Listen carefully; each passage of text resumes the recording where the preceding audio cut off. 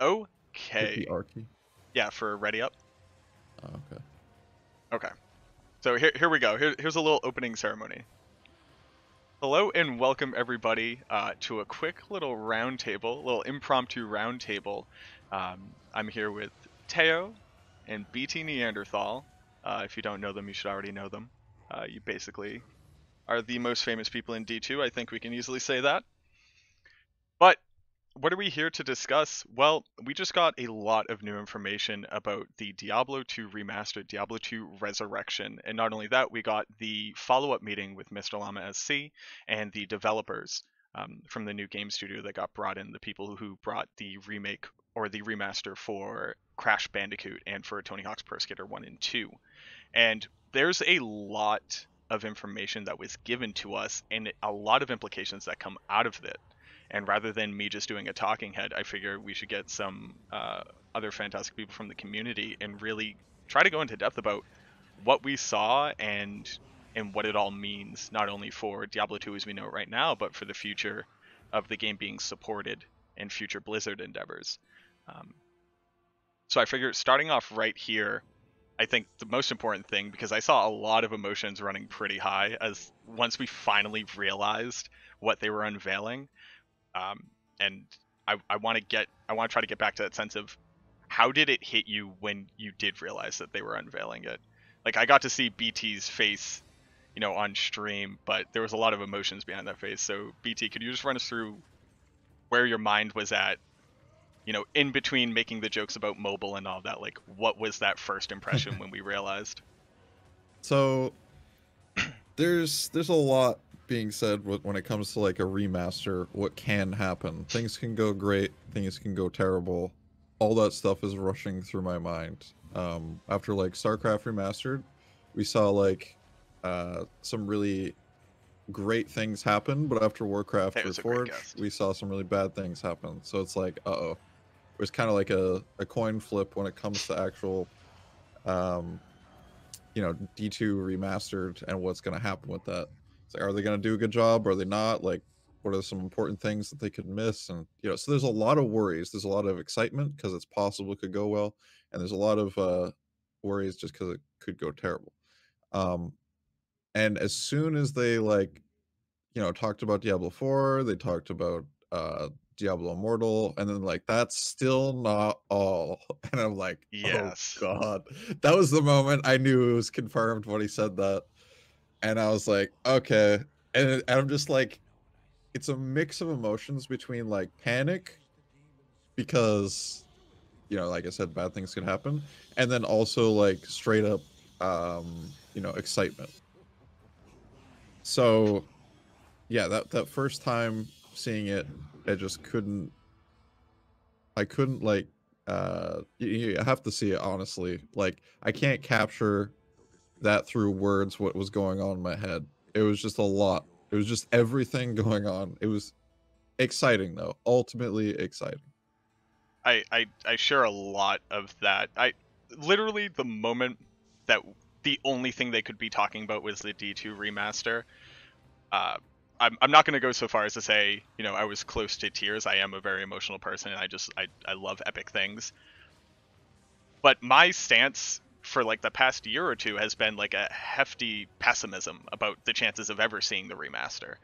We passed the 20-year anniversary, and we got nothing. And the moment that it was so obvious what was coming out, it was like me waking up on Christmas as a kid. I didn't realize how excited I was for it until I realized it was going to happen. Um, Teo, are you in that same boat? Like, what does this mean for you, especially just because, like, I can't speak from your experience. You just have so much more in this game. Alright, so my initial reaction is like emotionally, I was like, yeah, I was expecting it actually. Like, I knew it with all the leaks and that happened beforehand that it was very likely that this would happen. But at the same time, I'm very pessimistic towards remasters in general. Um, I guess Warcraft Reforged is like one of these examples where it just goes so terribly wrong that the gameplay or the game gets its reputation just gets destroyed, and that's why I'm very like pessimistic and like not that hyped about remasters in the first place. And you heard it on BT's stream as well. It's like I'm not really happy about it, but at the same time, I can see how obviously Diablo 2 Resurrected will like bring back people to this game that otherwise would never have touched it again. So it's like also this balance and mixed feelings about it. For sure. And I want to touch on that idea later, a little bit later on, the idea of like what the influx of people is going to look like. But I'm going to assume that both of you have seen the Mr. Llama SC footage later with the interview with the developers. Yes. Correct. So I can say after watching that, I think it was something like 44 minutes. It was pretty hefty. My opinion shifted dramatically. Just seeing, and obviously we're going to touch on all the different parts of it, but walking out of the initial trailer, you know, just excitement, hoping it's going to be good, checked out the website, saw the differences. I was actually a little nitpicky. If you do the slider on Act 2 Radamant, I feel like Radamant looks so much cooler in the original style, and then you pump over to 3D and he kind of disappears into the shadow. But walking out of watching the interview with Mr. Llama, I felt like they almost did everything perfect, or at least they said everything I wanted to hear. So maybe starting with Teo, how did your opinion change coming out of that interview, at least as far as what the game experience is going to be like? I guess I should first touch upon like the gameplay that they showed like in the trailer as well. It's like my first reaction is like this does not look good. I guess overnight that like thought infested my brain. Was like, this actually doesn't look this terrible. It's just like my being prejudiced against remasters that made it look bad in my head. I don't know. Right, you played it for BT had so the same long. thing. Yeah, you played it for so long, you know what it looks like, and when it's changed, it's like kind of Thank you very much for disgusting that at follow. first, I love because like it's a cherished, you know, scene. It's a cherished thing you've been doing for thousands and thousands of hours, and all of a sudden it gets changed, and it's like that doesn't look good, but it's growing on me. But continue, Teo. Yeah, Yeah, shoutouts to Teo for that immediate self-reflection. That's deep, boyo. GG. Yeah, so that was like the very first thing that I thought about. And then I watched Llama's interviews with the three devs there. And most of my fears on what they would do in a remaster just dissipated. Like literally, as you said, Macros, like most of the things I want to hear from them, they said. The biggest point being like, the game engine is actually still the vanilla game engine, but it's just rendered differently. I'm still concerned. The only concern that has left me with is that still 60 FPS probably will feel, because you visually see it differently, will still change how the game feels. And that's my like last concern after the interview on with Mr. Llama and the devs. Yeah, let me so BT, obviously we got a little bit of what you were saying, but kind of like a quick overview of how you felt coming out of that, seeing that interview as well. So like, first of all, I've been requesting this for years. Like ever since StarCraft Remastered came out, and everybody was like, "Dude, Diablo 2 Remastered." Like, the one thing that I wanted to see is them coming to one of us. I didn't care who it was. Someone who is on the inside and asking them the questions, not just going doing something by themselves. Kind of like they did with StarCraft Remastered and Flash. They go and, you know, go to the pros, they ask them, does this feel good? Is this okay? Like, that's what I wanted. Number one, I was like, I don't care who it is in the community, you need one of us. So to have one of us on that reveal, and kind of like ask the questions that need to be asked. Obviously, there's some scripted questions, but like having some of those questions being asked from a perspective of someone who's played for literally 20 something thousand hours, you know, that's what we needed, and I'm really happy that he was there. Ultimately, a lot of those things and the worries that I had went away. There was still a few things that I was like a little bit more worried about, but as the interview and Roundtable like continued, a lot of that stuff faded away. So yeah, I pretty much don't have any worries. I'm very happy they did it separately, like as a separate game. It's not like touching the old stuff. They confirmed that they're not going to get rid of you know, the previous stuff and what we have. So that doesn't mean, or that means that you know, they're not going to be deleting things like Yeah. Project Diablo 2, Pod, and stuff like that. There might be some server issues, but we'll see how that all turns out. Yeah, I'm wondering. I mean, I'm still backing up my save files. I'm still downloading, every version release installer just to have it. Uh, but it does seem like they're not going to be rocking the boat. And I have something to talk to about that, but that's going to be in a later section. Just for people who haven't necessarily seen all of it, I'm going to do a quick review of kind of what I thought were the biggest takeaways, right? So Teo touched on it. It's still the base game engine with a new rendering, a new rendering function to bring it to that 3D realization. It's still running off of 25 FPS for the purposes of hit recovery for frames. Everything that's measured in frames, all of that core logic that the game runs off of is left there. You could almost say, other than getting a UI change, some stash functionality where we're going to have shared stash, and a visual upgrade, it really sounds like the core of the game is going to be left alone and function the way that we expect it to. To Teo's point, obviously it's going to feel different just because we're going to be seeing. I don't know if it's going to seem faster or almost seem like it's lagging a little bit behind, especially for people who are speedrunning and used to like knowing exactly when an animation starts and ends. But it really seems like everything is going to be left alone that we need to be able to have the same video game, just prettier. Obviously, there's quality of life changes, right? The shift clicking into stash, they finally picked that up. I'm so glad they specifically touched on that. Yep. The shared stash between characters, so that gets into BNet a little bit, and I do want to talk about the BNet changes. But right now, do we feel like there are any questions that aren't answered based off of what we've seen already? Like, is there anything else where like, oh God, until I know about this, I'm not gonna place my bet.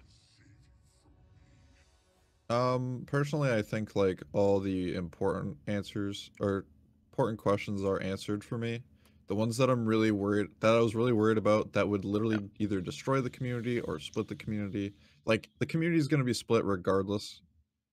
Um, you know, there's going to be some people that just are super hardcore and they're like, no, it's new, can't do it.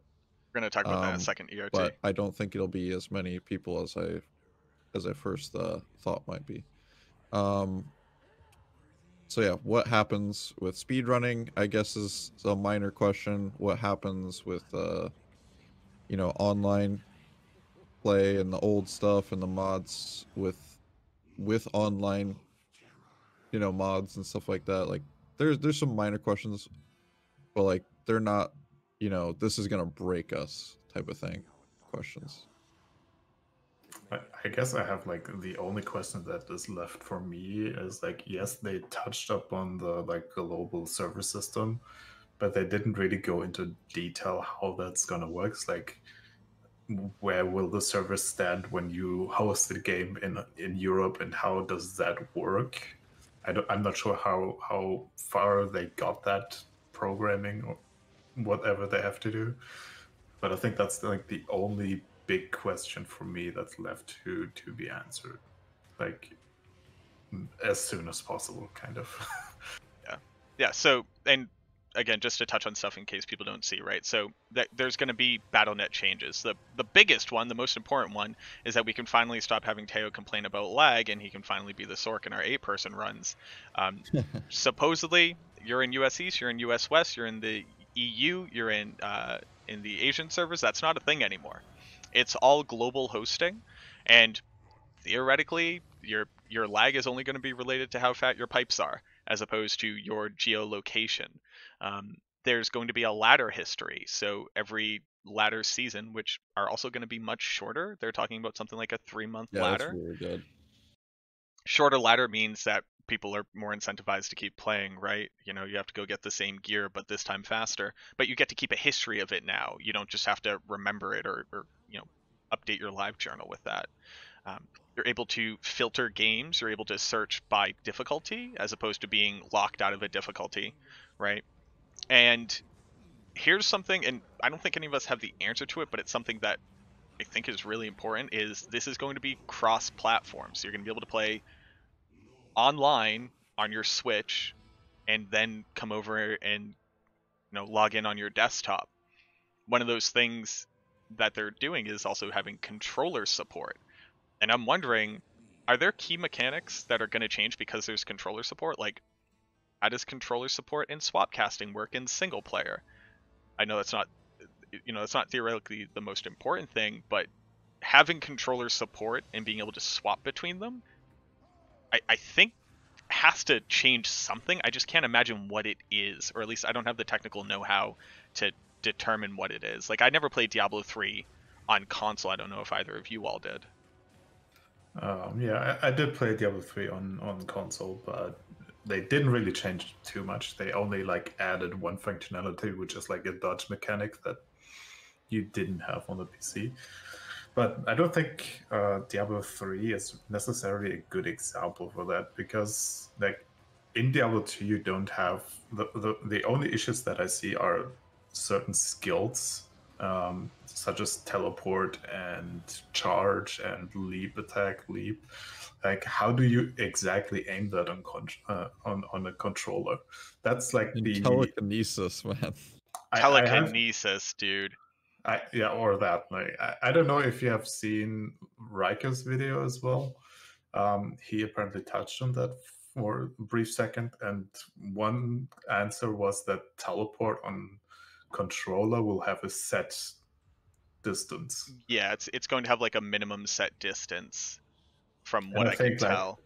and I think like aiming certain skills towards a certain area, I think that's a lot more problematic than it might seem on the first glance. Even like casting a blizzard like close to you or far away from you, like how do you make that work? Yeah, there has to be, in my opinion, as far as like console support, we're gonna touch on everything, or some at least major as much as we changes, can. at least for console. Like, leave PC the same. That's their number one priority, and they've already said that. But like, as far as console, having default teleport, you literally can't play Hammerden. You literally can't telestomp. You probably can't play Nova Sork. Like, all these things that you can't do, unless you have some type of integration or smart casting system where it kind of like I did play Diablo 3, and they had like this thing where you could highlight monsters before you decide to do a specific action to them. Say you wanted to leap attack on some monster, there'd be a outside highlight showing that you want to go to that specific location. Maybe something like that, but that would cause like a little bit of slower gameplay. Maybe that's fine. I just know that this is a PC first game, and like, it's gonna be a challenge to actually get it right for console, especially that they confirmed that they are going this route. It's not just like, Yeah, they're very explicit. Like, and I yeah, appreciate that they're like, we are making this for PC, and then additionally modifying it to be available on console. Like, they were very explicit about that. Again, shoutouts to the team that were in that interview. I don't know how they communicated everything in such a reassuring and confident way, but it was almost pandering at points. It was yeah, like it exactly was what I really wanted good. to hear. We touched on it a little bit here, and I kind of want to get into it because it's a pretty big section, and I know people are going to care about this, but the mod community, right? If you watch the interview with Llama, I'm sorry, I don't remember the dev's name. He was the one in the bottom left. He very specifically, very heavily hinted that, hey, we are going to be overseeing BattleNet. We have to do that. But once you install the game in single player, we don't get to see what you do. Like, he basically said, like, Right, yeah. we know mods are going to exist. We know you're going to run, third-party software. Do whatever you want. I don't care what you do in single player. It's your game. And that's not necessarily a recognition of the mod community that exists. But especially if you're talking about where they're theoretically considering additional content later on, depending on how this does, which feels a little bit like a carrot on a stick. You know, if they're bringing in, you know, content creators to give their opinion, are they going to be looking to consult with mod makers who have successfully added content to this game? Like, what does this mean for the greater landscape of mods for Diablo 2? Really? I guess that's like a big question, but I kind of want to get your opinions on that. So as far as like my opinion on that, I talked about it a little bit in my video that I posted last night, but pretty much if they don't do new content or like mod support in like a year from now, this game is probably going to be dead.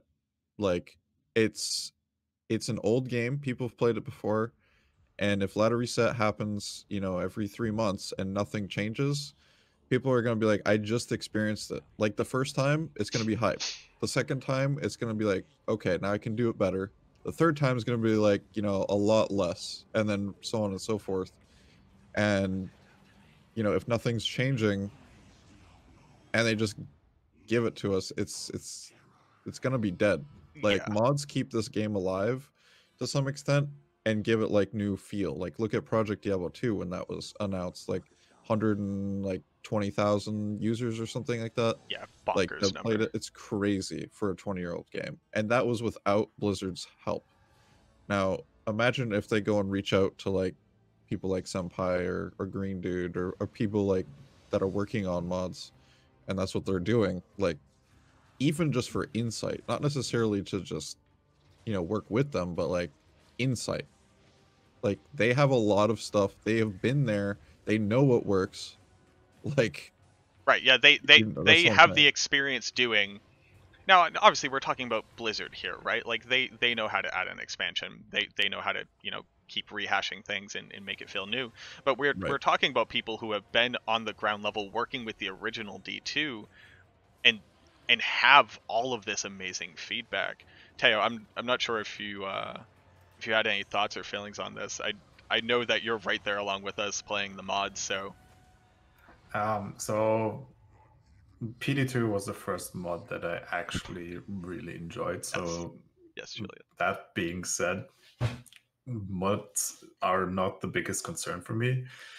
However, as BT already said, is like new content is always good. It refreshes the gameplay. New balance is very important, and I agree that like in a year, if nothing changes, it will be dead because like the game itself will be dead. The problem that I see, like I'm not sure how mods are people that do mods are gonna integrate new stuff into the Right. new engine.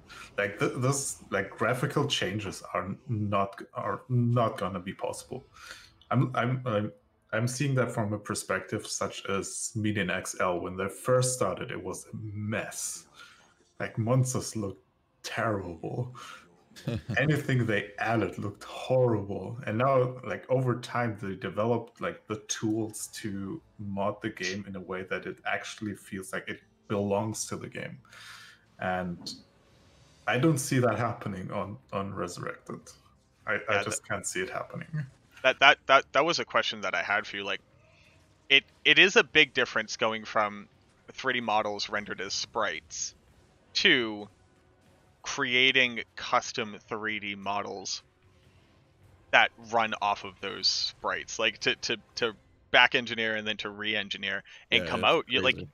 and I cannot speak to what type of, you know, design capability any of the people working on these mods have. You know, maybe all of them love 3D animation and they wish that they've been waiting for this. You know, I'd love to get a sense from Green Dude and Senpai, just because I haven't, you know, I haven't gone into Media and Excel, but I'd love to get a sense from them of what opportunities they're going to be looking at, because obviously it's not like they have the code in front of them. They can't start working on it now, but they've got to be thinking about that.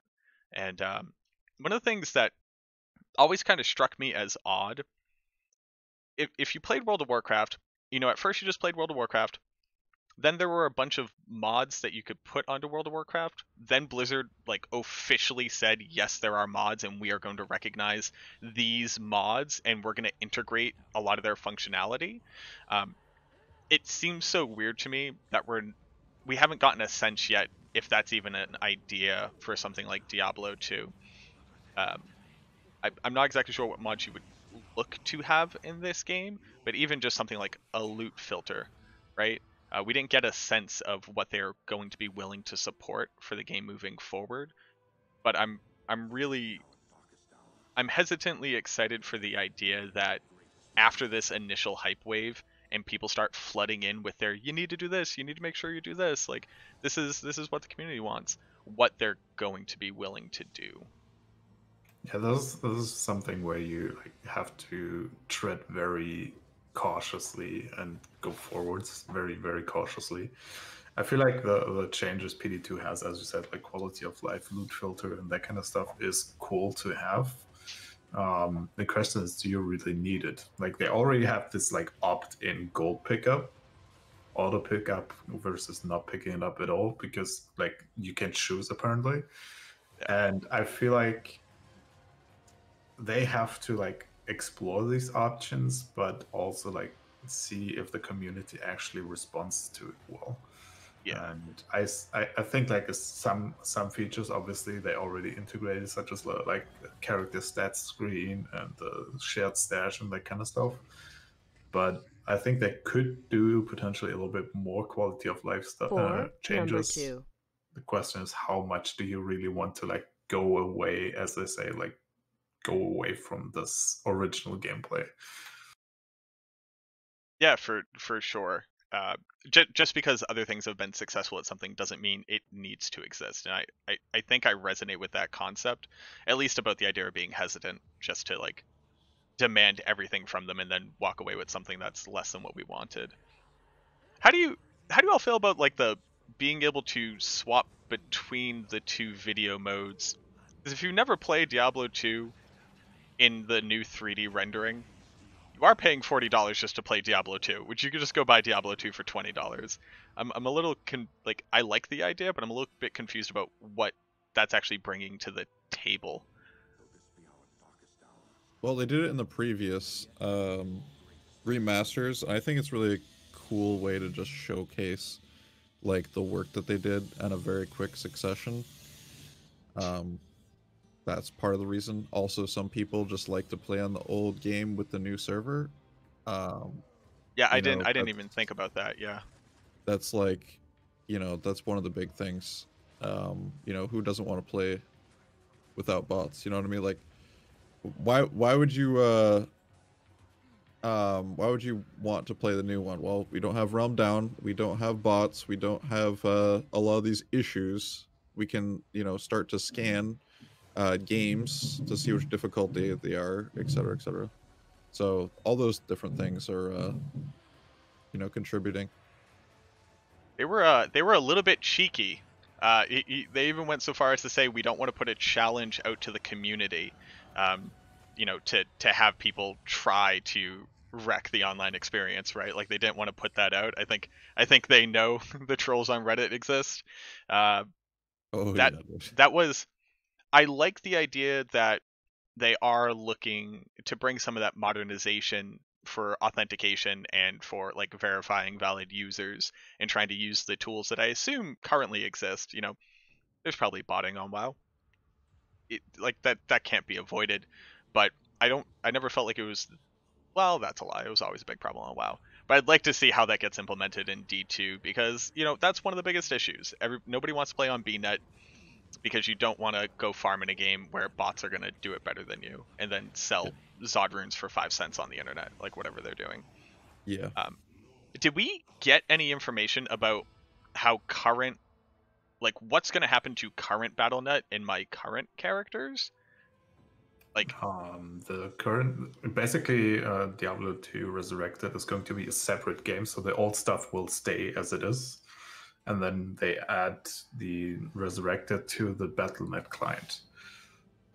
to the Right. launcher, and Okay. so it's gonna be completely separate from each other. You will not be able to play your old characters in the new thing, and vice versa.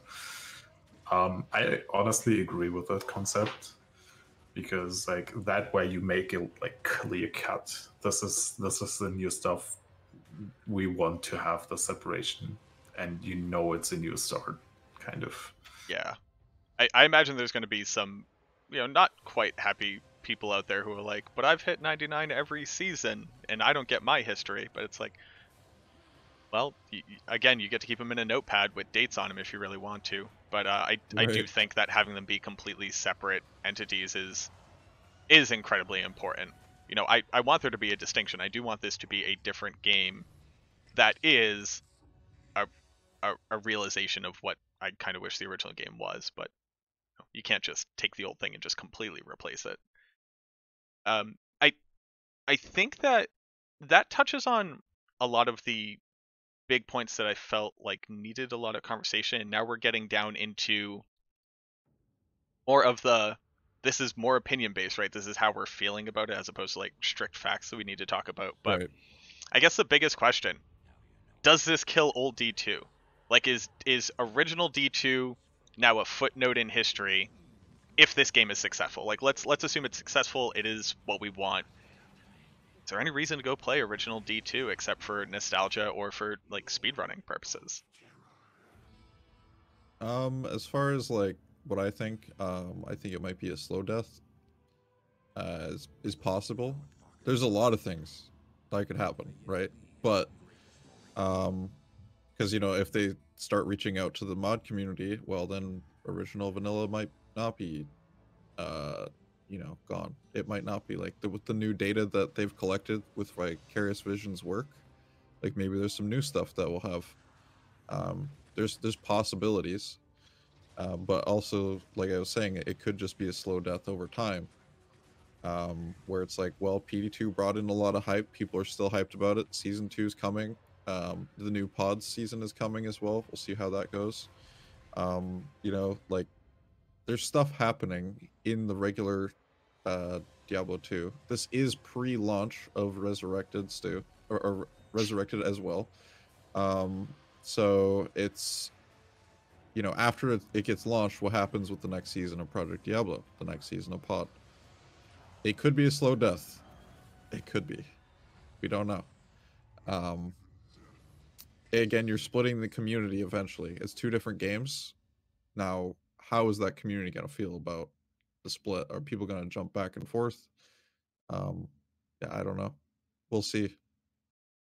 Yeah, I think like I expect that the rest of the BattleNet community that still exists is gonna shift over, and then the old BattleNet is gonna be dead.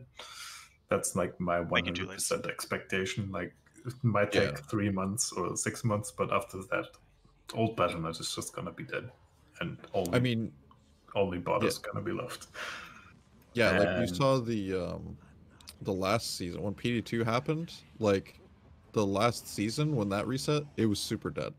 I got like level 3 as a barbarian on like classic ladder, and it was still on the leaderboards. 2 weeks later. 2 weeks later, mind you. to be fair, Classic was never like the crazy BattleNet experience. But True, yeah, but 2 weeks like later, man, like come on. yeah, 2 weeks Yeah. is a little crazy. But as I said, like I think old BattleNet is gonna be pretty What much up, dead. Yandy? I think the single player aspect of like holy grailing and that kind of stuff, using all these existing mods, I don't think that's necessarily gonna die that quickly. I think that will still be an aspect for especially those people that don't want to make the switch and don't want to pay the like $40 for EU. It's like 50 euros or whatever it is. I think it's gonna be like a transition for those people to like try it out and see how the community feels before they switch over. Yeah, so this is you both touch on really good points there, and typically when we say elitist, we're using it in a negative connotation, but when I think of the people who have put the most time into Diablo 2, the people who have been playing their same pluggy Grail, they've collected the Eth Grail, they've done Runeword Grail, Like the people who've been playing this game on the same character save this whole time, I don't think anything changes for them. When we're talking about what changes, we're really talking about BattleNet and new players. You know, right now Diablo 2 does see an influx of new players. It's obviously much smaller, and it's only typically when hype comes around, a BlizzCon or some kind of announcement. But I think this transitions really well. Me being a speedrunner and also somebody who plays multiple mods, even just communicating what I'm currently doing on stream or what a YouTube video is about, or trying to communicate to other people like laymen what I'm doing on any given day gets really hard. How do you differentiate between original Diablo 2, pluggy Diablo 2, pluggy PD2 Diablo 2 with a randomizer on it versus new Diablo 2 with no mod support, or new Diablo 2 if it has mod support? Right. Just how do I tell, how do I communicate to people what game I'm playing? Obviously they're going to tell by graphics, but like say I'm playing in the classic graphics mode, but I'm playing the new Diablo 2, but I am speedrunning it.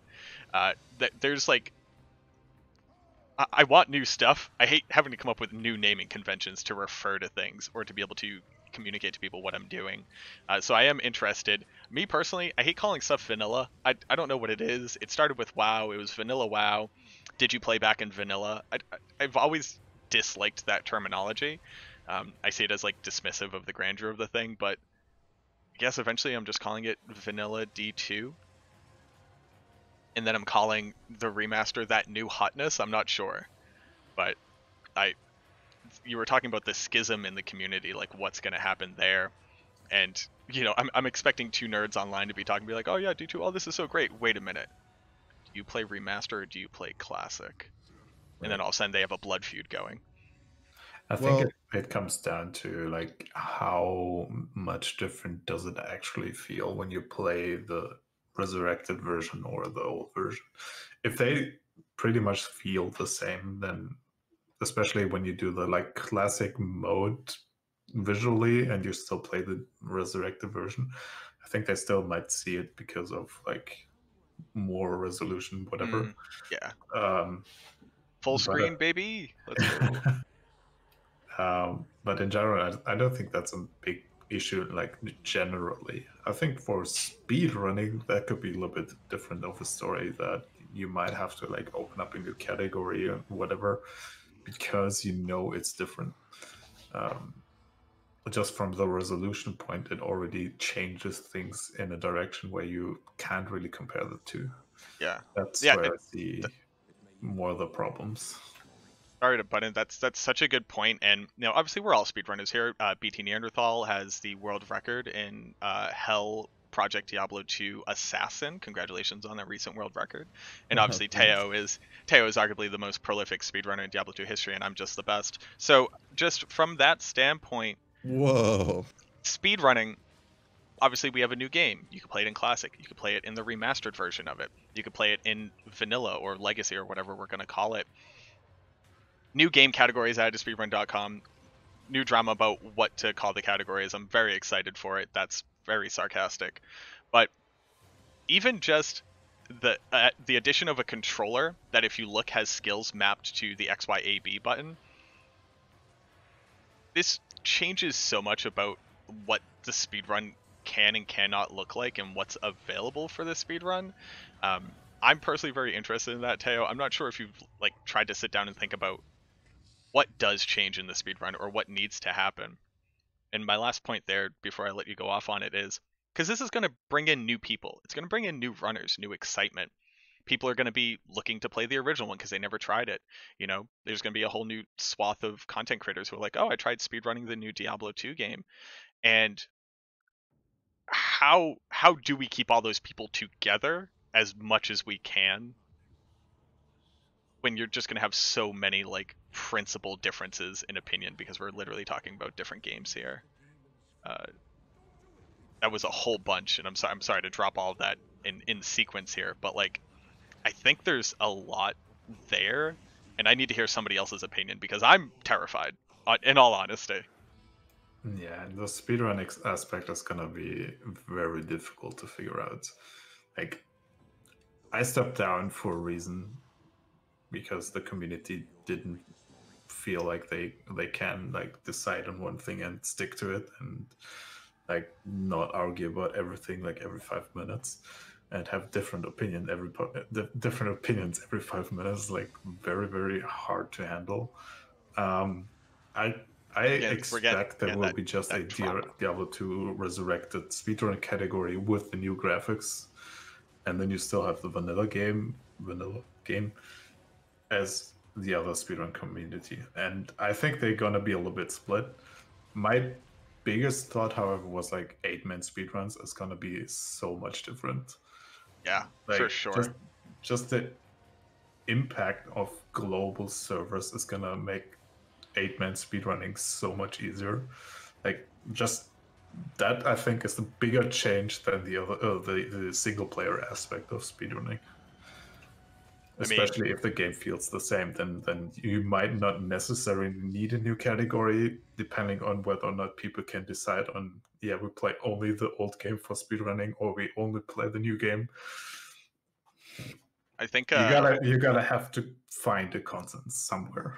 Yeah, I want, and this is obviously down the line, but I think it's so important, like for people to try to put that emphasis on bringing in these different groups and having them all have like a single touch point or a focal point, so that more resources and more schisms don't kind of like continue shattering down the line.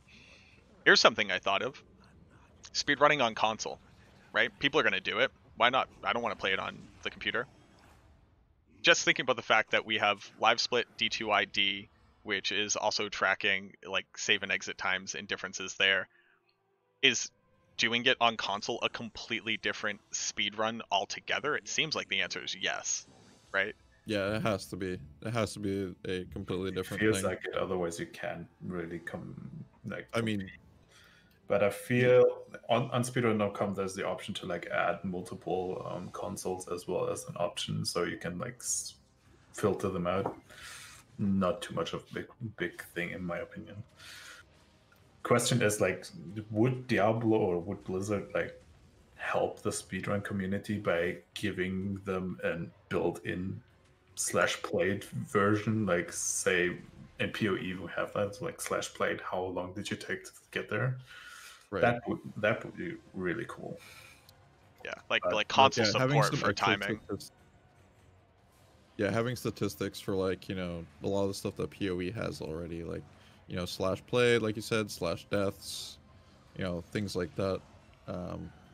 And they'll have that info because it's on the new BattleNet. So hopefully they'll be able to do something with that that's productive and not just security.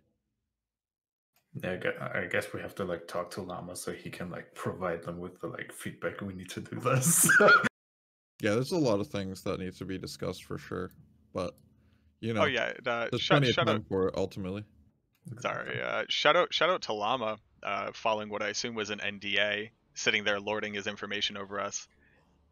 I want to go on record, we never even got a peep that anything was happening, and I was seriously upset when I heard them say his name. I had to go yell at him on Twitter. So I'm thankful, man. I'm like, dude, I don't want that burden. Oh yeah, like, no, right? on, right? How do you even deal with that? Especially like, we're not going to harp on what Llama does or does not do, but like being in his position, like being the poster child, knowing about it and not being able to say anything, that's buck wild.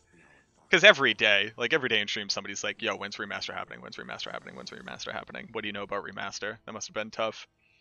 So yeah, here's... it comes down a little bit like when he got that information. I'm not sure like if he had it like a week before or like 2 days before, like how much time did he actually have? I mean, they said he knew in December, so yeah, from his own mouth, he's known for a while, at least if what he said on stream was correct. That's rough sickles. It's like, oh hey, it's Christmas, got some presents. Oh, D2 Remastered's coming out. That's sick. I guess I won't talk about that. That's great. Yeah, that's rough. That's like the thing you're most passionate about too. Like he's doing this full time now, and it's like, I can't imagine the thing you're most passionate about and you want to tell the whole world about. Like, you can't. There's one last little bit here, and I think it's just kind of like the last fun thing to talk about, and then after that, we'll pick your brains, see if there's anything else that you felt like needed to be discussed.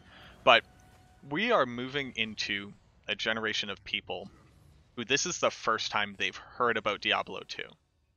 Literally, they assumed there was a Diablo 2 because they knew there was a Diablo 3 and a Diablo 4 was coming out, so they could do basic math. But they've never seen the game before. People watching BlizzCon Line, hate that name, I'm sorry. BlizzCon Line literally heard about Diablo 2 or learned anything about Diablo 2 for the first time, and those people are going to be able to play the remaster. You know, you have people who have had kids. You know, I never did that, and Teo hasn't either, but we could have kids right now who we'd be able to introduce Diablo to for the first time in the way that we played it. That's, I don't even necessarily know what to talk about there, but it's so wild to me, the idea that there are people who, this might be the first time they've heard about Diablo games, while we're all sitting here being like, oh my god, it finally happened. Right. I don't know what that looks like in the greater scale of things. I imagine kids will be making TikToks and memes. I don't know how they do that and how to get in on that, but I want to. But like the idea that somebody has never heard about this game and just saw it and went, oh yeah, that looks cool. Oh, they remastered it. Yeah, it looks pretty now. I don't know how that hit you all, but that hit me as very surreal. That only, realistically, it only hit me when they literally said it's like some people have never heard about this game before. Before that, I never even had like any thoughts in that direction. Obviously, in my real life, I know that people don't play games and they obviously don't know about this, and then that's a completely different story, like non-gamers. But for gamers, not knowing this game is, I feel like, almost a disgrace sometimes. In a way where like Diablo 2 has I don't know, innovated this genre so much and like brought so much into this game type of game that a lot of games are based on Diablo 2 or Diablo 1 even. And like people not knowing about that feels wrong. I don't know if you feel the same way, BT. I mean, I see your point, but like I don't hold it against them. It's like, you know, some people are literally just not even alive. Like I can't hold it against them. So wild. You know what I mean?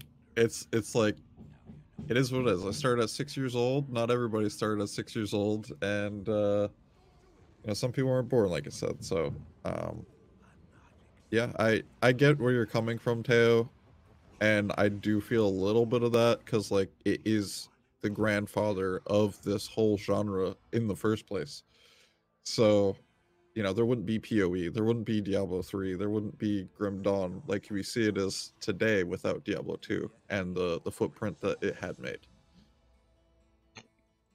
It's kind of interesting that, like you just said, it's literally the benchmark of the genre. Not only has it inspired all the other games, but every game that comes out gets compared to it.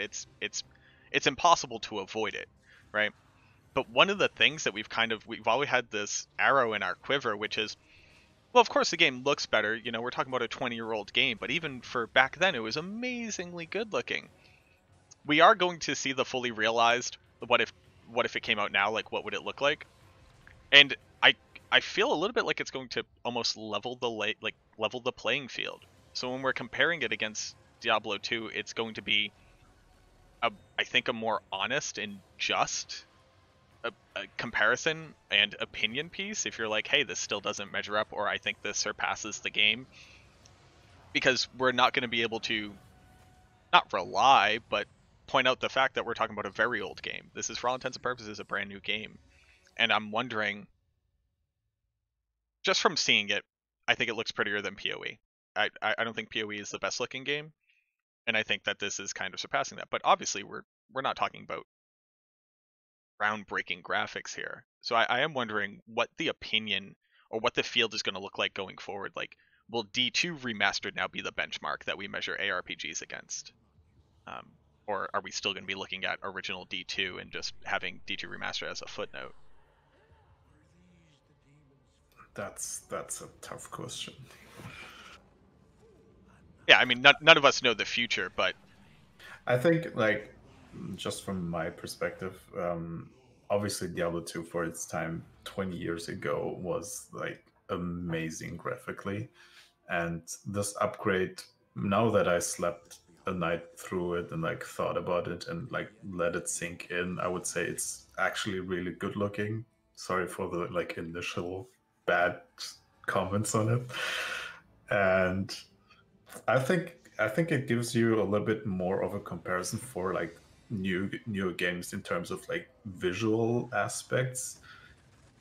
Gameplay wise, I don't think you can compare Diablo 2 with like PoE or whatever, because if we're being honest, it's not that crazily good balance. Like there are certain builds that are just like so much more powerful than others, and it's going to be difficult to like compare these things. I think gameplay wise, yes, graphically, yes, balance wise, it's a different, potentially different story. Dude, My can we thought. just talk about that for a second? Like the balance.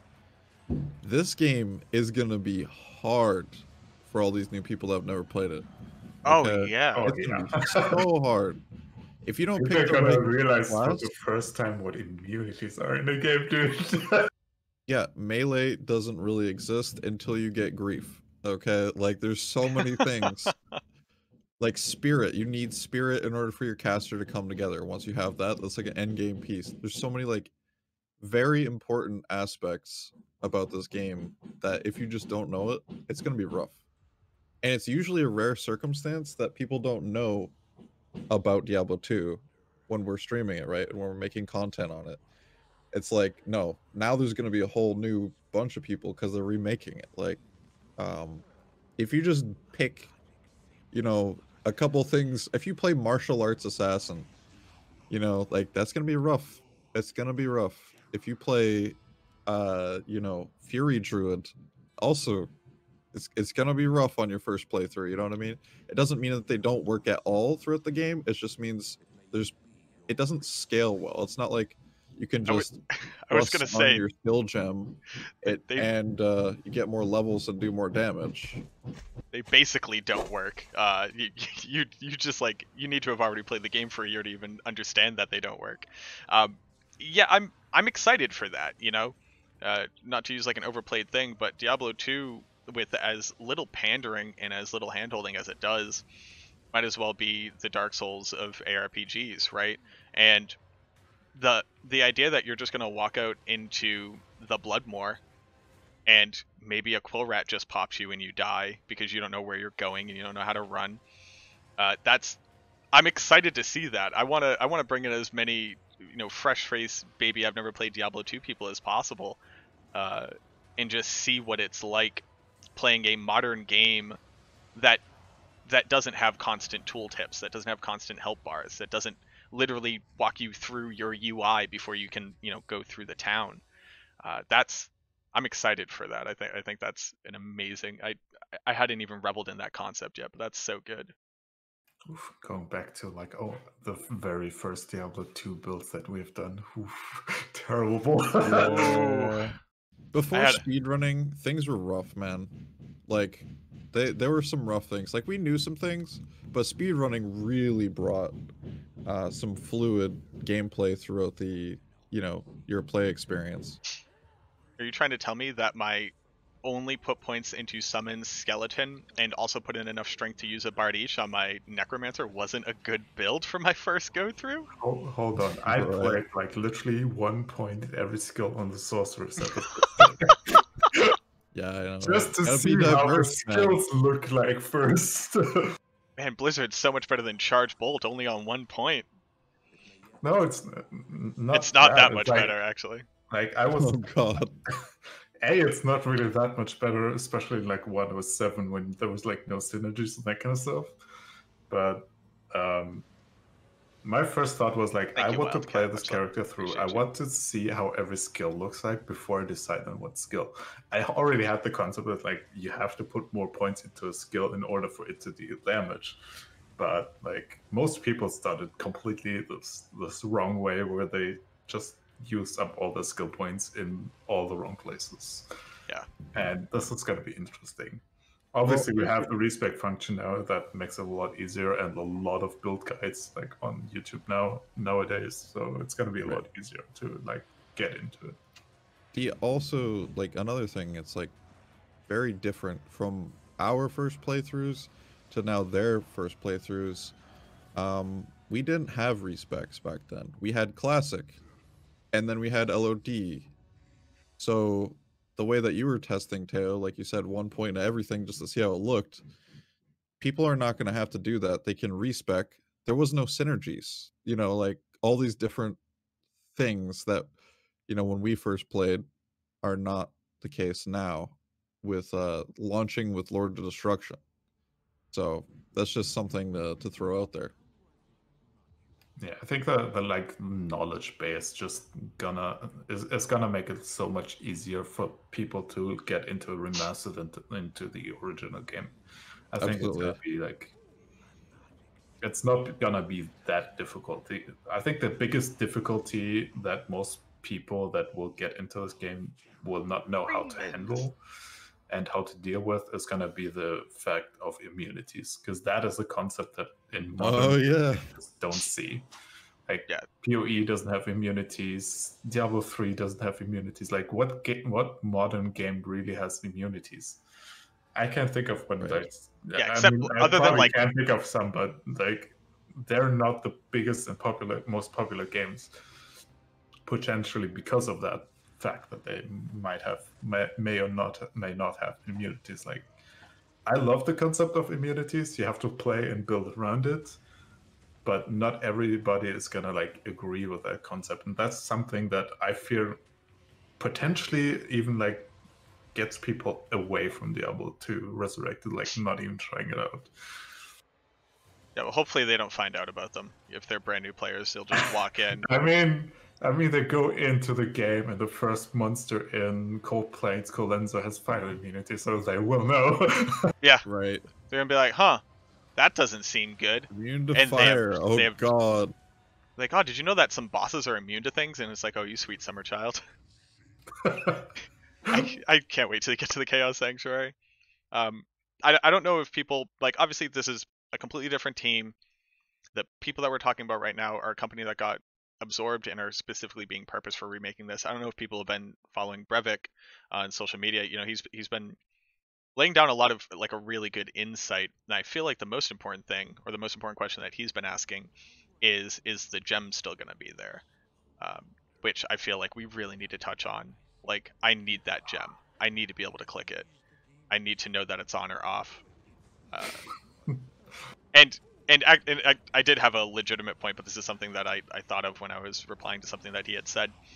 If you look at this game and just how dark it is, like it's 5 times as dark. I don't know how they managed to do that, but the moment that you switch over to 3D with the dynamic lighting, you can't see anything on the screen right now. Like, except for the open areas, anywhere that's closed, you basically can't see half of the room. And they finally made light radius a sought after stat, and I'm almost not joking. Like, look at them running through like the sewers or running through something like the mausoleum. Once we get footage of that, you can't see anything in this game. Yeah, the light radius stuff it's gonna be a little bit more important than like a completely wasted stat on any item. Pure meme. It looks sick, honestly. Like, I love the way. I think it looks fantastic. I didn't think they were 2D because the developers literally said like it feels scarier, it's more claustrophobic, and everybody needs to remember that D2 was hallmarked as a horror game. You could put this in the horror genre. You're fighting evil blood monsters. It's basically Doom but without guns, and they really amped it up just with like this one change with the dynamic lighting. It's moodier. It has much more presence. It's scary. For all intents and purposes, it's scary. Yep.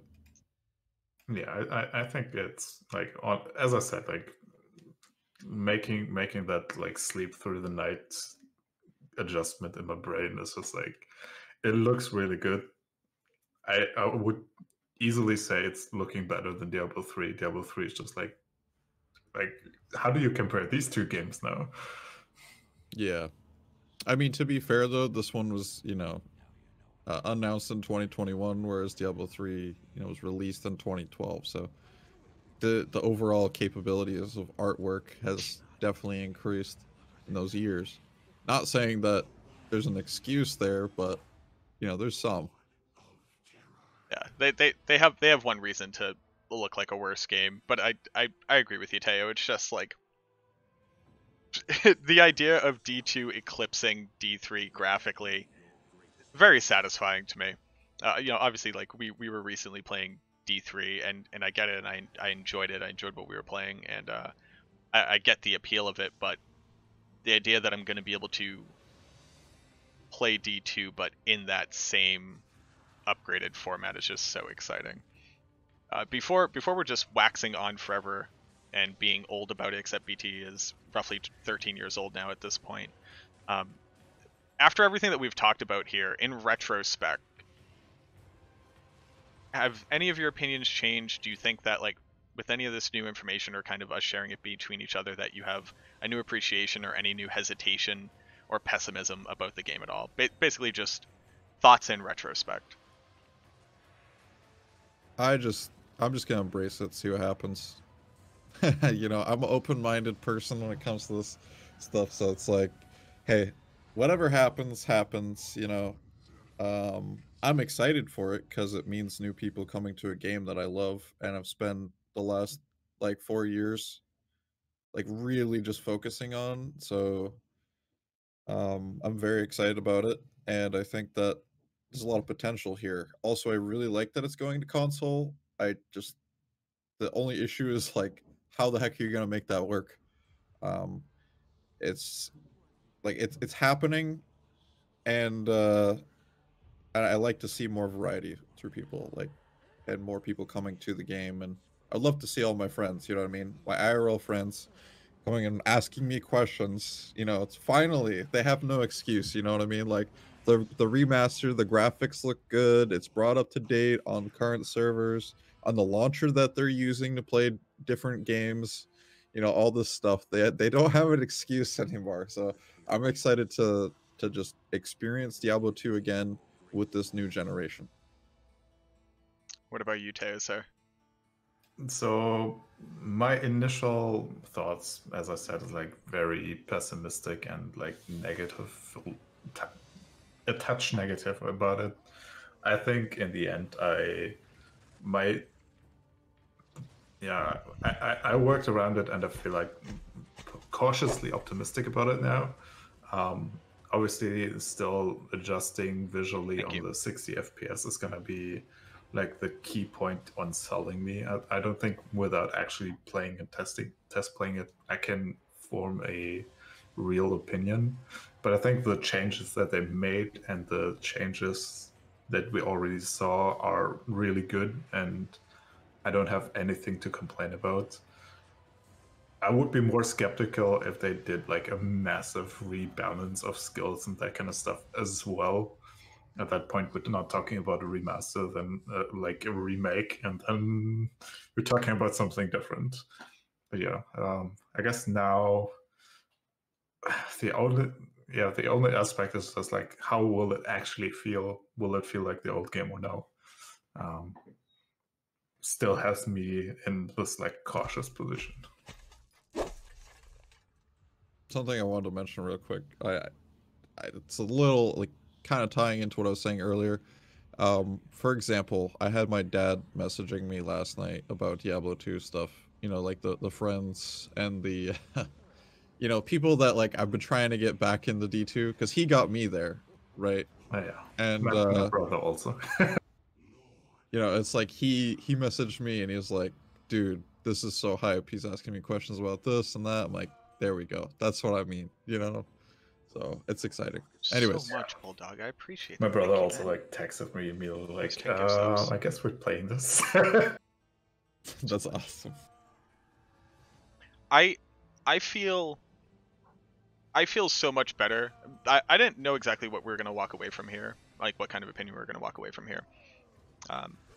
But any of the things that I had any reservations about or didn't have like full information about, walking away from this conversation, I feel like in a better place, just optimistically. And obviously you can't say there's no way for people to mess something up, right? You know, I'm not going to put that curse on us. I'm not going to put that bad juju on us, but I can't be anything other than just incredibly excited for what this means. You know, from a pure joke standpoint, you get to remake all your content and just put the word remastered after it with new graphics, and all of a sudden, you know, my job's easy for the next, you know, for the 2 months after it comes out. But seriously, like very sincerely, God, it's just so awesome, the idea of getting to have Diablo 2 hype, real physical, visceral hype, knowing that the game's going to be coming out just after so long of being like, well, of course there's no remastered. You know, of course You that's know not what remastered. excites me the most? That you actually like can see these details that you always knew that were there, but you never knew what it was. Oh, Like the garlic, The garlic. the garlic. Yes. I think exploring all these details is going to be very exciting. It's gonna be fun. Yeah. It's like, what was that little block of color? I gotta go see what that is. And I think that's going to be like entertaining for quite a while. But Oh, I just I'm afraid- thought of it. Sorry, go ahead. I still have like one fear that if we don't get like content updates in the future, that also the remaster at some point will die out. I think it will be hype for like 1, 2, 3 seasons maybe. After that, like that, something needs to change in order for to keep the player base. Otherwise, I'm not sure what's gonna happen. Yeah, exactly. Now, here's a very important question, something I didn't think about. I haven't seen Deckard Cain anywhere yet, right? Have we seen Deckard Cain in the new game? Am I gonna have old model Deckard Cain, or am I gonna have Diablo 3 model Deckard Cain? I'm pretty sure we saw a new. Okay, I'll have to go try and find him. I think it's like right on the website. You can look. Okay. I think that's a thing. I'm not 100%, but I think that's a thing. Is it new Deckard Cain? I want original Deckard Cain real bad. Oh god. Well, then press the button to turn it to original Deckard Cain. The man's a Haradrim living in the desert. He's gonna have a tan at minimum. All right, I'll get off my Deckard Cain pedestal. So I wanted to mention one thing. It is talking a little bit about like how Blizzard treats their games, and this is something like I want to hear like Teo's opinion as well as maybe yours, Macro. Specifically talking about how Diablo 3 has no mod support. It has you know, they hate third-party softwares. All that stuff. So like the community made stuff, they do not support that. Whereas like PoE, for example, like community makes something, they're like, we'll add it, we'll hire you. You know, it's like they're very open in comparison. So moving forward with Diablo 2 Resurrected, say there's things that are made or mods or additions or third-party software, like do you think they'll change their opinion on some of those things, or do you think like it's gonna stay the same? Like they did say that, you know, there's some security reasons that they can't do mods and stuff like that, for like because it's like a hack. That's how they used to do it. Not necessarily that not necessarily there will never be mods for Diablo 2 Resurrected, but I just want to hear what you have to say about you know, with the current Blizzard, if they bring Diablo 2 to current Blizzard, how do you feel like that's gonna end up? Like as I touched upon earlier, I don't see big mods happening anytime soon on Resurrected, just because of the original thought on like putting in the new graphics. But at the same time, like how do you open up a server with Resurrected and that kind of stuff? All these questions need to be answered before you can even think about making a mod, because you obviously can't. I don't see how you could make a mod that actually gets integrated into like the Battle.net launcher and that kind of stuff. So I'm very pessimistic about the future of mods on Resurrected. Yeah. I want to harp again just on, it's the exact model that they took with World of Warcraft. At first they said, sure, yeah, mods exist, we get that, and then they went, you know what, we own all those now. And if you want to have them, you have to integrate through us, and any of the good ones we just put into the functionality of the game. Now we're talking about a game where you're doing raids, you're doing, dungeons. D2 doesn't need as much as far as functionality mods, right? I don't need it to, I don't know, tell me how much poison damage per tick I'm taking. Like whatever isn't currently in the game, but you could theoretically add to it. But I see a pretty easy avenue for them to incorporate mod support, and just like everything on Steam, it's literally free marketing. It's free reinvigoration of people's interest in the game whenever something comes out. And I don't know, it seems like free money to me. So like, why wouldn't they do it? Now I understand that like we're talking about like what can and cannot integrate with BattleNet, and that is a really big conversation that I don't necessarily have the technical know-how to really discuss.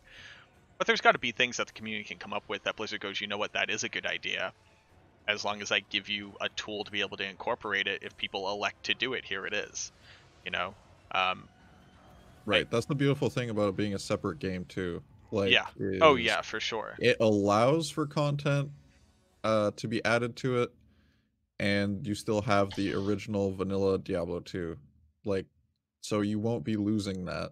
You might be able to add things to Resurrected.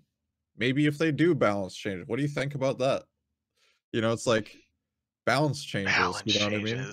What about balance that? Changes what if they actually make huge. melee work?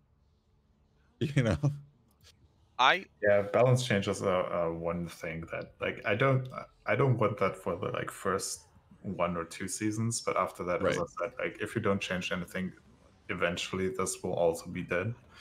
Right. And I assume, like, I don't know how much money they put into this like development, but from like D3 rendering, 3D rendering, and that kind of stuff, it can't be a small amount. And I don't think 2 months is gonna be enough to like, exactly, make it worth it. So I feel like they need to do something.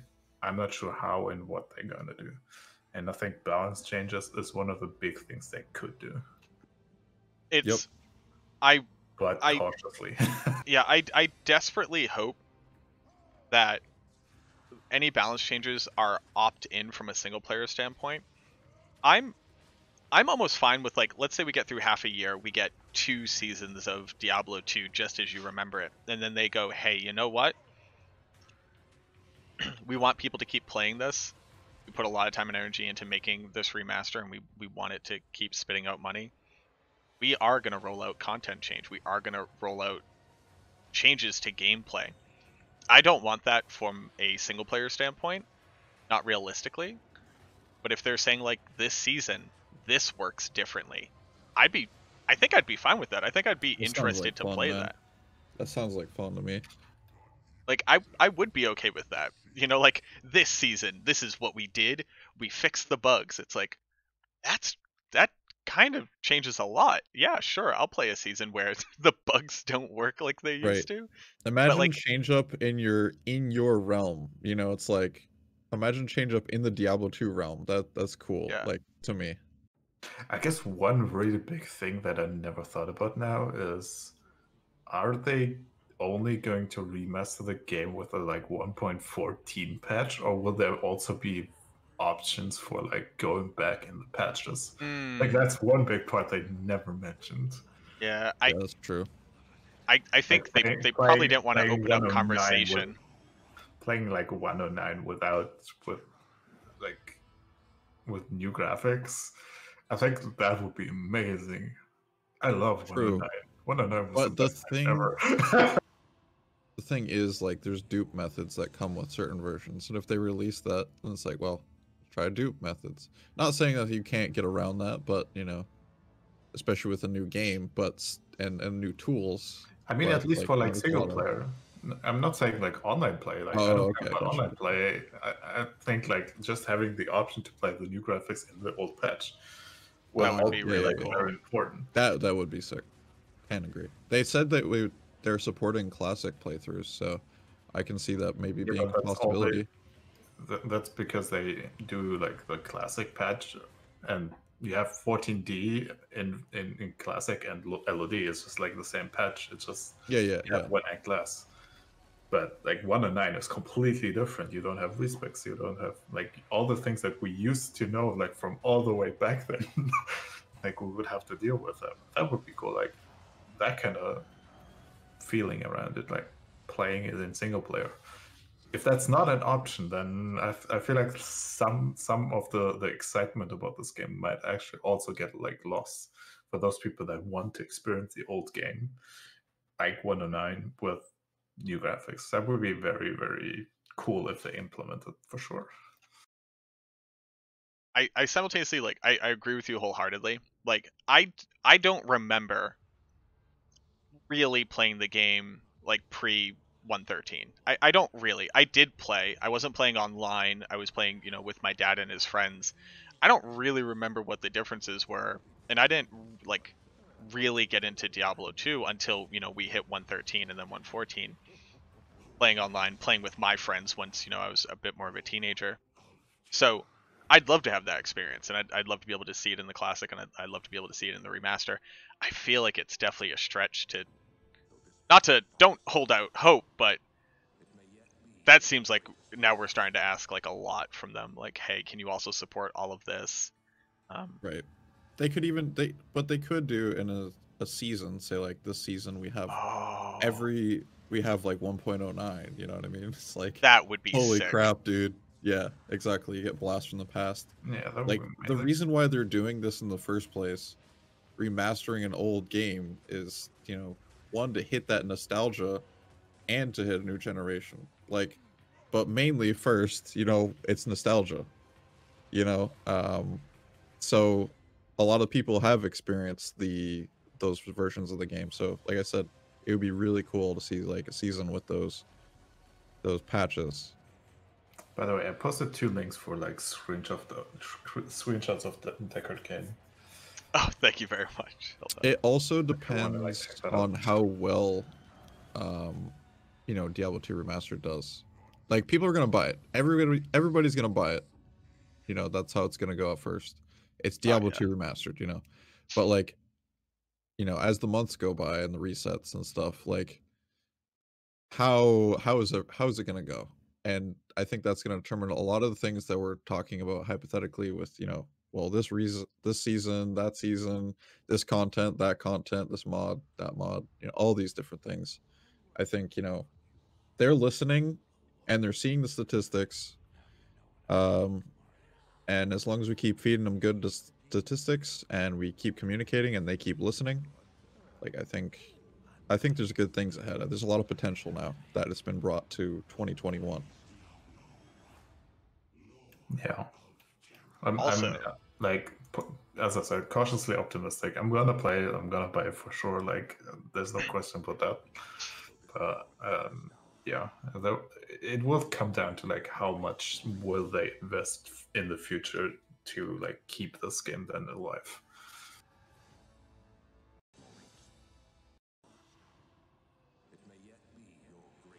We'll see how it goes. We'll see how it goes for sure. hey, have y'all watched the assassin in like hold on. I was just looking at something. If you like are looking at the trailer video, everybody go check out like 39 seconds with the assassin that clearly has fire traps but appears to be auto attacking without a claw on. Some people just What? don't know how to play, all right? I almost thought it looked like swap casting. That's why I was looking at it. Oh, okay. You'd have to send that to me later. Yeah. I'll check that out. I'm over But here yeah, just resetting the video a bunch of times. I'm like, that looks almost like swap casting because you see like the knockback from around her. Yeah, do I we don't do know. we go with like questions from chat? Yeah, so Do yeah, you I want mean, to do that? chat has had so many questions. I don't know if you have like any off the top right now.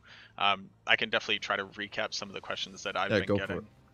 Go for it. So, one of the biggest questions from chat, and maybe this is just a quick overview, is basically what does a remaster really entail? And it, for all intents and purposes, it's just a visual remaster that also has some quality of life changes and doesn't appear to be changing any of like the real backbone but we're getting a lot of questions that's basically similar to the why buy this if you already have Classic, or what's the purpose of playing Classic. I don't know if anybody from your chat is sharing like similar concerns. I feel like we touched on it pretty well, which is the idea that you're getting all the quality of life changes. Oh, and I'm sorry. Oh yeah, no, actually this is a really good one. I'm meandering at this point. We're getting shared stash. We're getting better quality of life for dealing with the stash, but realistically, even though the stash is a little bit bigger, we're not really getting those like really big inventory increases from some of the mods, and also no stacking, it looks like. How would we feel about seeing those changes in the remaster? Because those feel a lot more like a remake to me rather than a remaster. Especially on the inventory space, I would say, like, if you touch that, then yes, that is going too far, in my opinion. Yeah, I agree. In terms of like stacking Yeah, runes keep and that kind of questions stuff, coming. I'll try to keep them all. it would save some muling time, so I guess I would be fine with it. It makes things a little bit easier to like get around and like store your stuff. So the hoarder complex that a lot of people have is just gonna be like easier to manage, I guess. I liked VV's method about like going about things. It's like, hey, if there's already a way to access this somehow, then might as well implement it into a quality of life function. Like for example, the lobby select, being able to see what difficulty, games are by just looking with the character that's in that difficulty specifically. They're like, well, if that's a thing, then might as well just add it to the game in more of a quality of life function. So I like that type of methodology where it's like, if it's there, just make it better, like make it more modernized. Yeah, I will say, like the stacking of things is just like the last borderline thing where they. Yeah, I'm not sure about Android, you don't need to. I know that there's a lot of mods that already have that. Like I used to play one small mod for like 2 weeks or something, and they had like this pouch where you put your gems in, and they automatically upgraded that kind of stuff. That was kind of interesting, and it's cool to have. I don't know if the nostalgia feeling of building goes away too much if you have all these options. Right. yeah. We already have So shared stash. from my standpoint, obviously I've loved PD2. I love that everything stacks, especially since you have so many things where you need to have a lot of runes on you, a lot of time map rolling, that kind of stuff. I don't really like that runes stack. I don't really like that the gem stack. I like that they stack in that mod because of Exactly. everything else that's also in that mod. But yeah, that's fair. I had 3 stacks of 50 L runes because I could, but I don't need that. I never needed that, I don't need to have a stack of 26 tier runes.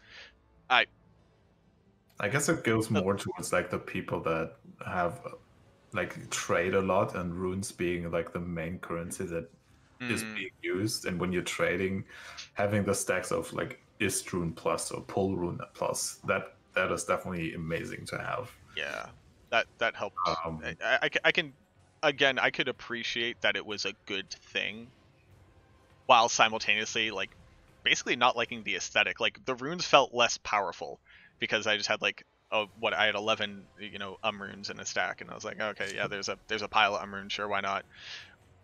I don't know, there was something about it that felt fundamentally different than having like a couple rows of runes that I picked up and I put down, and if I put it down, it was getting socketed into something. I don't know. There was something like very viscerally different there for me. So this is kind of how I feel about it overall. It's like Project Diablo 2 to me feels like an expansion. It does not feel like a remaster. It does not feel like a remake. It feels like an expansion to the game. Diablo Resurrected is to be that remaster. They don't want to be changing things. So if we're looking at things from an LOD state, then we don't want things like rune stacking necessarily, because you don't have to re-roll maps because maps don't exist. Well, that's not a You different don't argument have for to use that. gold you don't have to use gold, you know, in nearly as much as many scenarios. So there's a lot of things. I do feel like it's an expansion with Project Diablo 2, whereas Diablo 2 Resurrected feels a lot more, you know, remaster. That's what it is. That's the intention. So the only reason why I say stack runes like really is a good thing is trading. Like when you're trading and you have a trade that's like, I want to have 40 ist runes for this item. Yeah, dude. Or 41 ist runes, you have to like how you do 41 ist runes? You have to version A, you have to like use a different rune that is like valued to ist runes. But if you don't have it, like what do? You can't trade with a person like without being scammed. So that's the like biggest point. So like stacked runes is really cool for trading specifically. Otherwise, I agree. It does change like some aspects, like the visual aspect of having a stash full of ist runes is obviously really cool. Yeah, it's like even with Pluggy, in vanilla, I liked having my big page full of my 14 Ral runes in a row, followed by my 14 Ort runes. But yeah, I think BT really hit it on the head there. It's like we're talking about a remaster. We want people to experience the game remastered. Other things are definitely cool in their own ecosystems. Like ED2 is an expansion, right? This is the game with this stuff added specifically. So not everything translates back over to a remaster. Okay, then my question, like just to like put the point in here, then like stack runes, okay, I can agree, it's different. The stats screen, we don't have that in vanilla. How do you argue for that? Yeah, like, I mean, calculate. Hold on, like calculating your MF, your FCR, your hit recovery. That is also part of the old game. Like you don't have these stats unless you play the mods for it, or you have like the stat screen. Yeah. Tool. So they had that in vanilla though. With they should have had it. Map they packs. just didn't. No, they had it with map packs. That is a thing, and it was very, very common back in the day. So yeah, but we're talking about a hack again. It is a hack. Dude, shared stash is a hack. Do you know what I mean? Like, it's all. I think it's modern. Okay, the argument about shared stash is like if you lose your items while kneeling, that obviously feels terrible. So yeah, it's like different arguments for different like add-ins for remaster. I think it really comes down to shared stash makes sense. It reduces server load as well because you don't drop your items and that kind of stuff. Then like the stat screen obviously is a real cool feature for those people that don't want to calculate. But like I'm a person that, I need to get 100 attack speed. How do I get 100 attack speed on my gear? I want to calculate that because like I'm used to that. Will it feel different? Maybe. I like it. I've played Pluggy. I definitely like it. I've like played with map hack in the past. Like, I like it. Oh, so, one of those guys. so next question, because I think we could yell at each other forever. Cosmetics. How are we gonna stay away from microtransactions in the remaster, knowing that we're getting a new BattleNet for it? Like, they're gonna do something, right? There's no way they stay away from that for too long. I don't want it, but I was kind of trying to get your feel. Like, is that a legitimate concern, and do you think it could be implemented in a cool way? I don't think it's gonna be an issue at all. Like looking at Warcraft 3 and StarCraft Brood War, I don't think there's cosmetic and microtransactions in there. I'm not 100% sure, but I'm fairly certain that there aren't. The only cool feature that I could see is like skin transfers. That would be a really cool feature, but making that a microtransactions for that alone seems a bit crazy. Well, it seems crazy, but name a new age RPG that doesn't have them. So like, it's crazy, but we're talking about releasing an ARPG in 2021. But sorry, BT, I mean, they changed all the skins of the items anyways, so that's already gonna be like a lot different. I think skin transfer is like the only thing that I feel like fits into Diablo 2. They have that in Diablo 3, and it's not a pay to win or pay to. It's not an MTX. It's not a microtransaction. Like you don't have to pay for that thing. If they did, I don't really care that much, honestly. Like, yeah, your character. I don't want it to be like PoE, to be honest, where it's like you go into town and you can't even see anything because there's so many MTX. Like, I don't want it to be like that, but I don't really care if they want to raise money in a way that works to support a game. You know what I mean? Like, so. Yeah, I think the biggest thing for me is like most of the times I choose an item base for a rune word for its style, not for its actual stats, right? So like I'm not min-maxing around the stats that I actually would care about, but I'm min-maxing about like how is this visually pleasing. My best example for that is like I would love to build a Enigma or whatever in a Dusk Shroud on an Amazon because that's the lightest armor I can get. But visually, I want to have a Wired Fleece. Like, right. Yeah, so in that case, like cool. skin transfer is a cool thing. Apart from that, I would not agree on like any microtransactions. Yeah, for me, it's like, chainmail on a paladin, but you would rather use an Archon plate or something. Thank you very much. So somebody brought up a good point. There's nothing indicating whether or not like they're even vaguely looking at this, but we're talking about D2 Remastered. I know how much I love picking up the Serpent Skin when we kill Bale on one of the various times when you're doing Bale runs. What about the idea of personal loot in Diablo 2 on Battle.net? Like, would that be a good move? Is that something that people would want? Because it's probably, I think you could argue it's probably one of the best decisions in the genre right now, is like you don't get nothing even though you did something.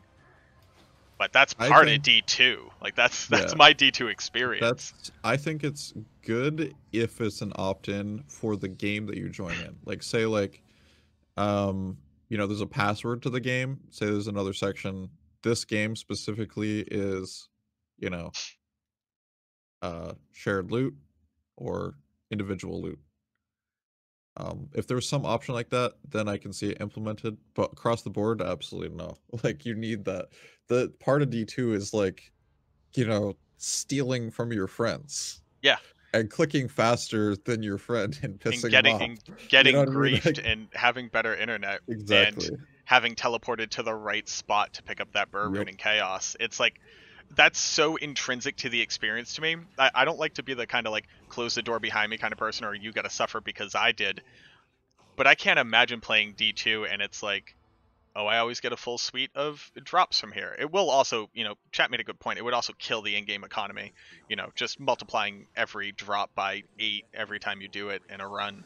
But I don't think you can multiply items or like change anything in terms of the drop rate. Like it would be similar maybe to like PoE where you the same drops are on the screen for everybody, but only certain people can pick up the specific item. I don't like the idea of that in general, but I think that also puts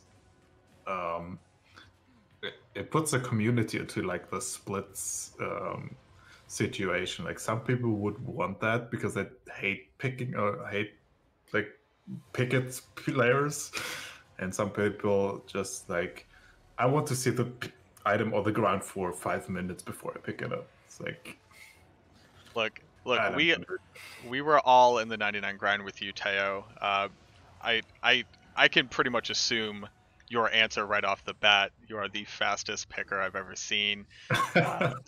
Like, I didn't even hear stuff drop and you're already gloating about slamming it. So, but it more honestly, I do think it's too important of a game experience to.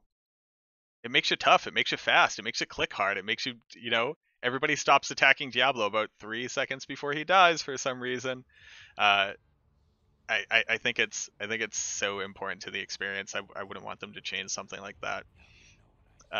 Oh god, I had I two guess great concepts. a big Go thing ahead. is also like for new players that know Diablo 3 loot system or PoE loot system, it might be that they don't like the way it is, and that this might like discourage people from like actually playing through to the end game, like when they're not getting the stuff that they want from a drop. Could be like, as I said, like the split communities thing where like some people want that split loot and some don't. I personally would hate to have that, to be honest. Something so people are talking in general about PvP overhaul. You know, ability to do arenas, ability to do battlegrounds, you know, a lot of the things that we see in more modern Blizzard games. Here's a question for you all. One of the devs kept making points about how deep into the archives he was going, how much he was like willing to go and try to resurface like old game data and old information. There was every intent to implement an arena style gameplay mode in the original Diablo 2. We have the maps for what the arena was supposed to look like, and it literally just got pushed off to the side because of the deadline to put the game out. What if they brought something like the arena into Diablo 2? It's not just you walk outside of Act 1 camp and you start dueling. It's like a real, you can go in with a team, you queue up for it, whatever that looks like. Basically, if they are going to release any new things, I feel like it would be based off of what the original intent of the game was, and I feel like that's a possibility. Have you all like stopped to consider like what else they might have found down in the old game files that they were interested in looking at? Dude, I'm honestly really hyped to figure out what they did find. Like, he was talking about going through folders and you know, this should be archived and stuff. It's like, dude, what is that info? You know what I mean? Release it. Like, Give it to us. I paid my give it money. to Let us. me see it. Yeah, exactly. I want that to be like, you know, maybe included in the remaster as like a behind the scenes section, or like you know, I would love to see the work that they did ultimately. Like, I personally think, from someone who's been playing this game forever and knows as much as I know about this game and played as much as I played, like, I would love to see more info. Like, what did you discover that we didn't know? Right. Like, because you did. You definitely did. Because you made this possible. You thought of things that we didn't think of. Like, I'm excited. I'm looking forward to that stuff and knowing. Yeah, it would be nice to like know all these like concepts that they scrapped and because of time or whatever reasons. However, I don't feel like PvP is gonna be much of a focus, and I'm not necessarily seeing that arenas or something like that would come into this game. Mostly because I expect that they focus the PvP thing in Diablo 4, and I hope that the arena style stuff comes into Diablo 4 as well, which we haven't touched on like Diablo 4 at all today. But like, we know that there's PvP aspects, but they never talked about anything that could be referred to as like an arena or PvP system where you can actually like PvP in general. And that's where the question is like, do you really need it? Do you really want to like spend the time to make that happen? I don't think that's gonna happen. And it sounds like you would put the kibosh on the guild halls. So if you follow up on anything from what D2 originally wanted to include, it was this idea of like a customizable guild area where like you and your guild mates would have a place. They don't go into detail about exactly what was supposed to be included, but that's another thing where like they have to have like the written plan of like what the idea for implementation was. I just love the idea of them bringing out everything that was supposed to be in D2 and having that be available. And if it's not available in the game, Blizzard, you can go ahead and take this idea. You're welcome. TM.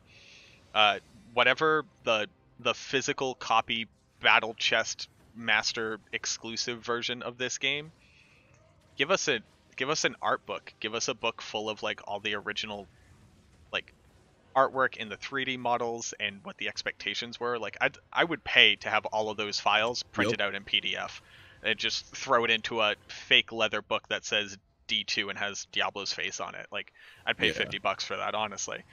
That's super my jam. Yeah, I agree. Like that would be cool. As I said, like if we were talking Diablo 2 remaster, I don't think implementing these things makes sense at that point. Yeah. So the real question though comes down: have you pre-purchased it?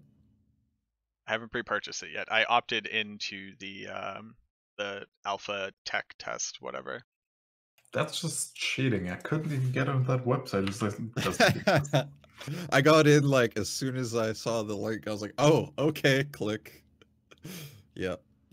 So I haven't pre-purchased. I mean, like I assume I'm gonna have it pre-purchased by the end of this. Pre-purchase? I'm gonna have it pre-purchased. Committed, bro. By the end of this weekend. Look, hey, I just got my second vaccine shot, and I've been in horrible joint pain. Fair, all right, you leave me be. I pre-purchased while BlizzCon was happening. Okay, let me just say that. I didn't pre-purchase it yet, but I will. Wow. Today. Yeah, I mean, you have to, right? Like, I mean, we are going to do the 8-man speedrun, so come on. Oh, of course. Oh, actually, here's a really good point. We better be first Hellbell. We better be first. We need to practice like 2 weeks before at least. We probably don't have to practice, man. There's literally nobody that plays this game like. I mean, like that, it could be something that people would. Okay, Europe maybe. Okay. So like we definitely have to do it. That opens up the doors, man. Here's the other thing. We can't complain about like lag and getting like weird. Well, hopefully we can't complain about weird lag and getting like weird server down and stuff. Just because we're talking about real technology and not running the D2 servers on a toaster oven. When are we doing the hardcore 8-person speed run? Because that was just never an option on original BattleNet. But it might be. I mean, I've tried them before actually. Not with teleport Zorg as an option. Yeah, exactly. It's basically if you know the speedrun for hardcore sorceress, it's like that, but imagine with ping. Yeah. I'm just saying, I'm willing to try it. Yeah, so I mean we gotta be. Are we doing 99 push? That's the question. First 99 push BattleNet? Dude, I know you've experienced the PD2. But imagine everything that you experienced was only 98. That's basically what it actually is. Okay? Oh yeah, no, I know, I know. You're like I have no context, but like, come on, level 99 first on the first season of the remaster release. I can't, dude. I did it already, and oh my goodness. But hold on, you did it with like relying on bots to do bell runs and that kind of stuff, so it's gonna be a lot different. There could be a lot of people. If we boost one person to 99, I'm down. I don't have to be the person. But if we boost one person to 99, I'm down. Depending on when it hits, because that's the only way you're gonna hit 99 in regular D2, man. Like doing all the coordinating you were doing, like getting Diablo set up, getting Bale set up. Basically, when you're dying, you're losing so much progress on 98. That's like the worst part about it. I'm just saying, people are going to be looking to us to be trying that. So I think we need to get our heads in the game and get prepared. I don't care who sits on 99 first, but we got to have our names on it. I think I'm gonna have like 1 week of vacation or something when it hits, but I don't see. You going, Macro? You going? Let's go. I've done it. I've already had my 99 glory. Okay? Let's go. Not even a question. I'll be the first 99. Let's kill it. Let's mess it up. God. I'm not doing anything other than playing this video game and waiting for it. That's my schedule. Hold on, let me check the schedule. Yep, waiting for this game, then playing it. All right. But that's my schedule. That's everything. That's everything I wanted to touch on. I think we grabbed a lot of good questions from chat. You made a reference to D4. Honestly, I wasn't expecting to touch on D4. I'm happy to do that. I didn't take as much of a deep dive into D4 or any of the follow-up stuff. But if we wanted to touch on that, I would need either you or BT to kind of take the lead on it. I did call the don't rogue. really- I called I the think that- rogue the moment the Yeah, you animation did. started. You did. I was like, oh, of course it's the yeah. rogue. I wasn't sure like how it's gonna be called, like rogue, hunter, whatever. But yeah, ranger. Like Diablo 1 was ranger, right? Not rogue. It was rogue. No, I'm pretty Diablo sure. 1 was rogue, Okay, yeah. never mind. Yeah, I'm pretty sure. They said old class. I was like, oh, okay, rogue. There's 3 Yeah, options. that was man. the only option left after we already had the Yeah. barbarian and the sorcerer. You already have the Barb and the Sark. Like, it's a dead giveaway. So, God, that cinematic was oh so my God. good. I need more. I want movies. Okay, is that too selfish? Like, So- holy smokes. So So just good. movies, tou- like touching- Warcraft movies. dude, the Warcraft movie was garbage. Like, I'm sorry, Blizzard. Like, World of Warcraft graphics don't translate really well to cartoon, silly, putty armor. But that's just my hot take. Back to D2 for a hot second. We're getting remastered cinematics, 28 minutes Oh, of yeah, dude. new age Blizzard technology, like Tal Rasha, Bale, Mephisto. Like, I can't even imagine what I'm they're gonna getting look like. chills, man. I'm getting chills. Seeing Tal Rasha strapped to this stone and like lashing out. Watching Diablo not be a potato run across the bridge and tackle Oh my gosh, Tyrael off the Dark side. Dude, the Dark Wanderer, when he's like getting his Dark horns. Wanderer, Oh yes. my God, yes, The dude. animation, like I want that Diablo 1 cinematic where this guy just Oh, puts yeah. the sword into his head. I would, yeah, that would be Oh that would my be God, yes. sensational. I know I'm gonna be doing like a slow lore play when the game comes out because I don't even want to look at chat. I just want to hear it all and watch it all and just Just enjoy eat it. it up. Yep. Yep. I mean, when the game comes out, we have to like literally do the speed run. Come on, man. Yeah. Oh yeah. Oh yeah. You Yeah. have Yeah. to do Yeah. speed Yeah. run. You have to hit 99. If you're doing it, you got to do it fast. Okay. Yeah. There's While a lot I'm of on my people competing against. Like Preparian and like these guys are going to do it 100%. Oh yeah. I mean when I'm on my dinner/sleep break because I assume we're gonna be going hard, I'll be watching the cinematics then with my sad microwave burrito or whatever I managed to scrape together. Exactly, dude. I'll have to hire like somebody to cook for me that through like the first month. Like I don't have time to cook. I don't have time. I'm playing Diablo 2. You I don't don't have understand. time. I need to hire somebody to sleep for me. Okay. Have you heard of prep food? You can like prepare your food and just microwave it. Yeah, I could do that. They're like 3 weeks or something. I'm aware. I'm just memeing, dude. I'm just memeing. It's yeah, I think that's everything. Unless your chat or my chat has like any other like really pressing questions that we could answer. Let me just scroll real quick. Yeah, go ahead and scroll. Teo, why don't you go ahead and scroll through my chat? Ah, you lazy person. Look, you're a mod in my channel for a reason, but I don't know what to tell you. Although I am a mod Are in they gonna BT's fix channel. Ladder rune words in single player. So this is Ladder something. Rumored single player. This is something that I feel like is gonna 100% be in single player because it's offline mode, right? They're releasing it in LOD, so I believe there's no like it's offline and it's online, right? From what I've seen, Thanks, looking Phantom. at the menu and from what they said, I think that that's gonna be a thing. I think ladder rune words and ladder recipes are gonna be, on single player. I think that's something we have to like wait and see because we don't necessarily know. Because I think it's gonna be. That's my suspicion. if they say like it's not confirmed. like it's not confirmed. That's my point. Like Yeah, they said it's gonna be the same engine, and when it's the same engine in the underneath, then you're saying that single player doesn't have these things. Yeah. Right. Yeah, I'm not sure. Yeah, I guess you're right. It could be both ways. Oh, that's a there's very a question about like hardcore and shout stash. yeah, so my understanding is like hardcore characters will be partitioned off just like they normally would. So Yeah, but how? What happens with the items in the shared stash? Is it like plugging it in Oh, the that shared is a stash, great or does question. the shared stash actually die with you? Like, That's a great question. I would assume that the shared stash stays, just because it does so in PvD2 and that kind of stuff. Oh, in pluggy, but The shared stash stays for what was the question?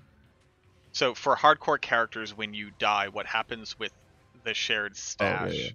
well, It's The just a what's answer, buff for hardcore, yeah, dude. the answer has to be either shared stats isn't going to exist for hardcore, which I don't believe they would do, or it stays in the shared stash. So like, yeah, you are incentivized to have less in your shared stash and to basically have nothing in your regular stash on hardcore. I yeah. can't see how they would implement it any other way. I mean, the only last option, like one more option, would be that you lose what you have in the shared stash while you kept playing another character, to incentivize you to take out the stuff out of the shared stuff again. I'm Yep. not sure if you want to do that, because that seems Yeah, weird. I don't know, man. Like ultimately, think about it like in hardcore in the first place, right? If you find anything good in hardcore, if you're a veteran at Diablo, like you're just gonna mule it as soon as you get an opportunity. Exactly. Yeah. Like it's not really a big deal if it's um in the shared stash and it That's a doesn't good get question deleted. for nothing. Like in my opinion. Exactly. Yeah. You're gonna lose your charms in your inventory because that's in your inventory. That's You're not getting any effect. It's just a place where it's sitting, and Yeah. they're kind of removing muling, which means I think it's totally okay. It is a buff to hardcore, like it means you get more gameplay in hardcore, but it also means you get more gameplay on softcore. Like I don't think the mules or the muling is the reason why people are going to play Right. Diablo. Yeah. You know what I mean? So, um, I think it's fine.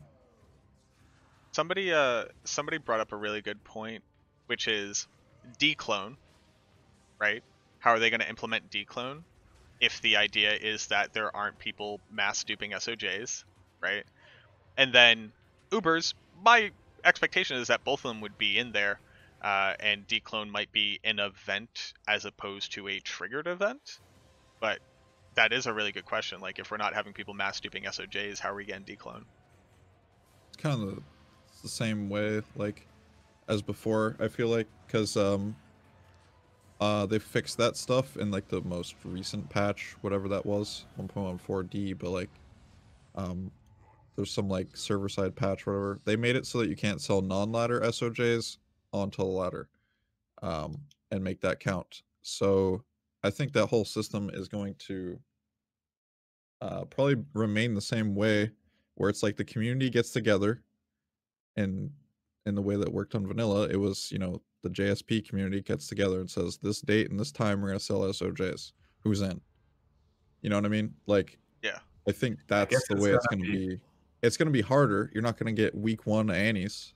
I think You it's know, actually gonna be potentially even gonna be easier, because if you have global servers, that's a good how point. it used to how it used to work is like if you sell on an SOJ on one specific IP address, that is the IP address on which the counter gets up.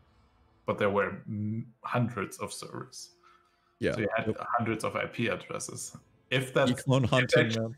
if exactly declare hunting, and if you change that to like a global server and you have only one counter, you will have that more often on that Yeah, server. you'll be popping up. I'm not sure. Like, I hate that. I hate and like that. It's the fact that it's an SOJ that you have to sell for it, but it's tough, man.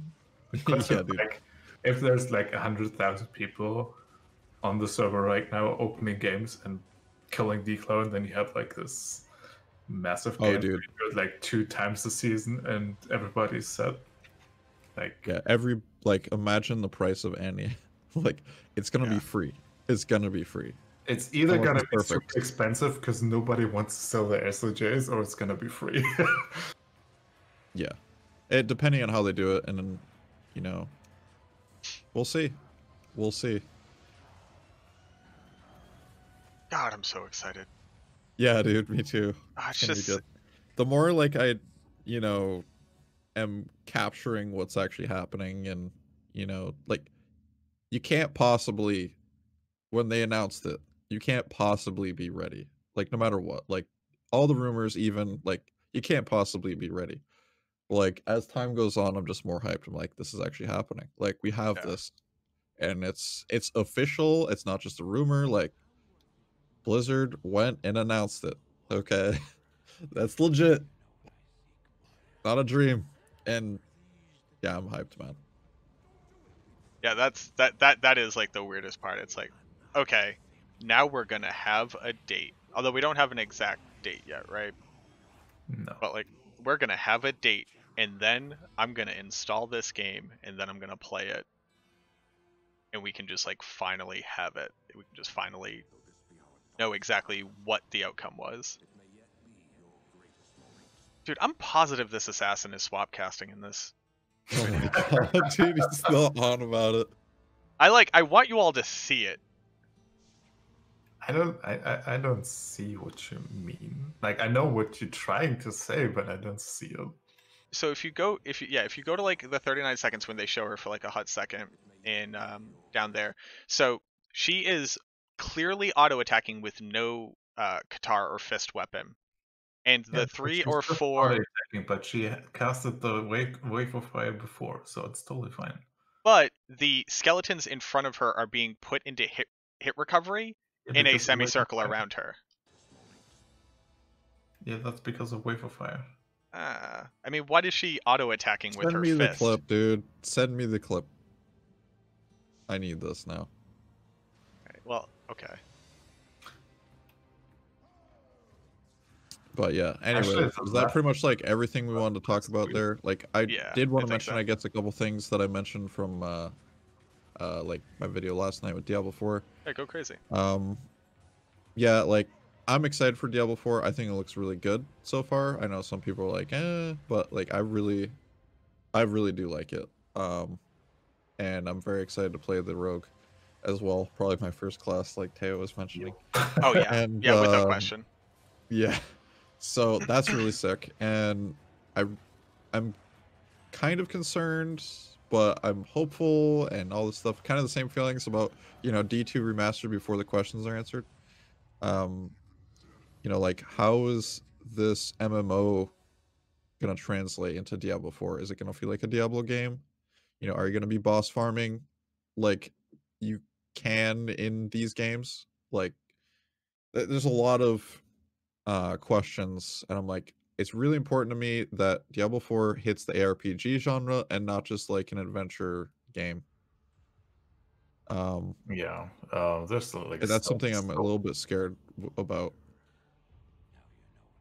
yeah, there's still so many gaps that need to be filled to get a real picture of that game. Yep, I feel like this absolutely. talk about it now is good and everything and giving feedback on what they already announced, but like I feel like we can't really have a completely informed decision just yet because like let's be honest, we're talking about a game that probably doesn't release before 2023, maybe 4. I don't know.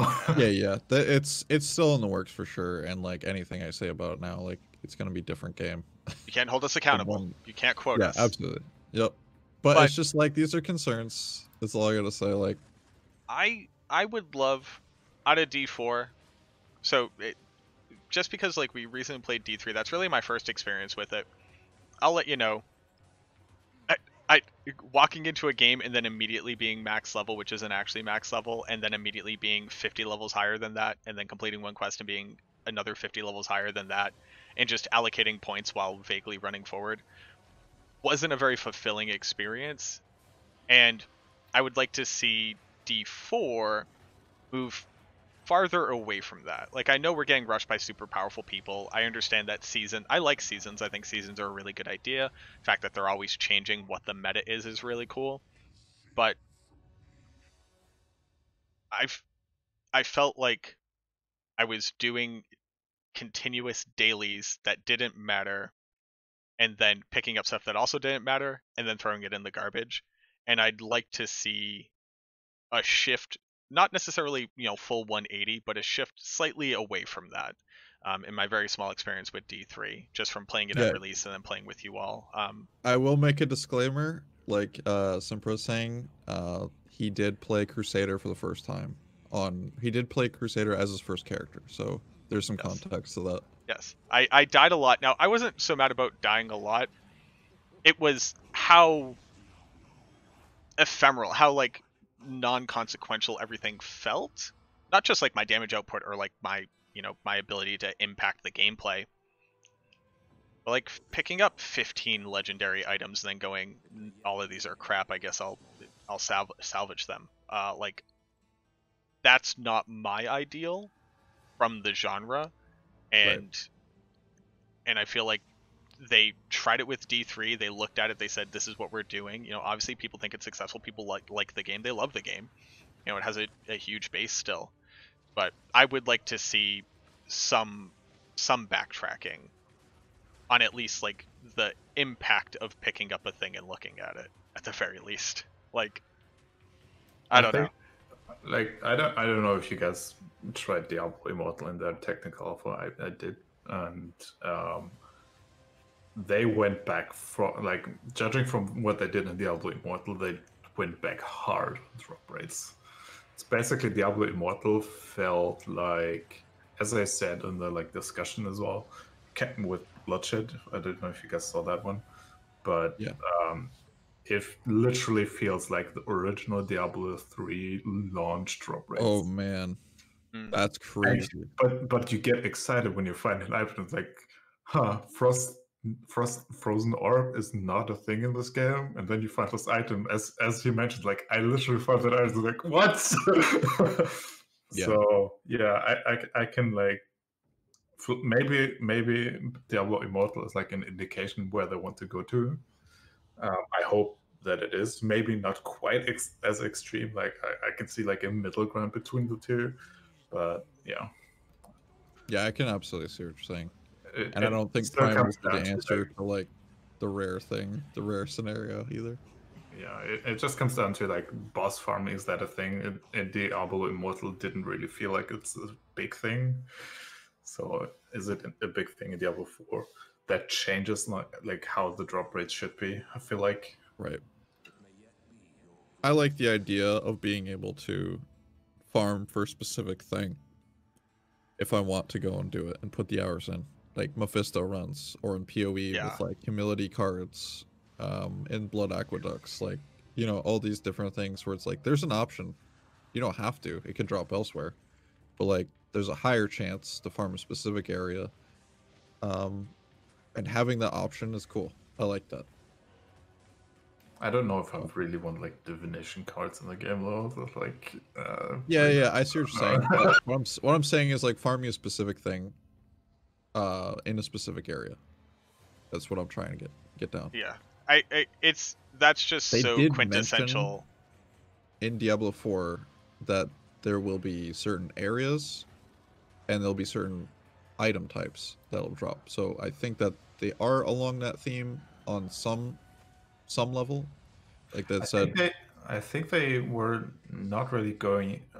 So how I understood is like you have these different bow types, but they only look different. The stats are the same. That's how I understood it. So the longbow in the north looks different than the longbow in the south. Obviously, Yeah. because other cultures. That's how I understood it. Okay. I hope So it's like a skin, not necessarily. Yeah, I hope that's like correctly. I hope that thank you. It's what I assume it is, because like I'm not a fan of like you having different skins and then the cool skin does nothing for you and then the really horrible skin is great. Like it would be cool if well, I see what you're saying, but it would be cool, like, let's say you get the northern longbow, right? But it can be in the southern in the southern area, but it's like rarer. You know what I mean? If it's just the skin, or if it's so just because you if want it's available, south, it's still there. Yeah, but it's not like a common thing. You know what I mean? It's like, okay, Imagine some monster traveled from the north, killed a guy, and then came down south, and you killed that guy, and you got something from the north. You know what I mean? I guess there could be something like you get a boss that spawns in the south, and then you have to kill that in the. Yeah, I guess yeah, could be fine. Because I like, you know, what do you call it? You know, preferred loot tables, but I don't necessarily like locked loot tables. Yeah, like, it's you have to farm this to get there. It's like, I don't like that. I like preferred. It's like, okay. yeah, Options are nice. locked loot tables. You get into like Monster Hunter, right, where it's like you kill this one thing for these items for this long, and then you have them all. Right. Which is very like linear path. the open. But isn't that also like part of ARPGs? Like you collect everything. Oh yeah, no, So I you farm I have everything. I have no problem with collecting everything and being able to farm everything, but I almost think that like open loot tables makes the game.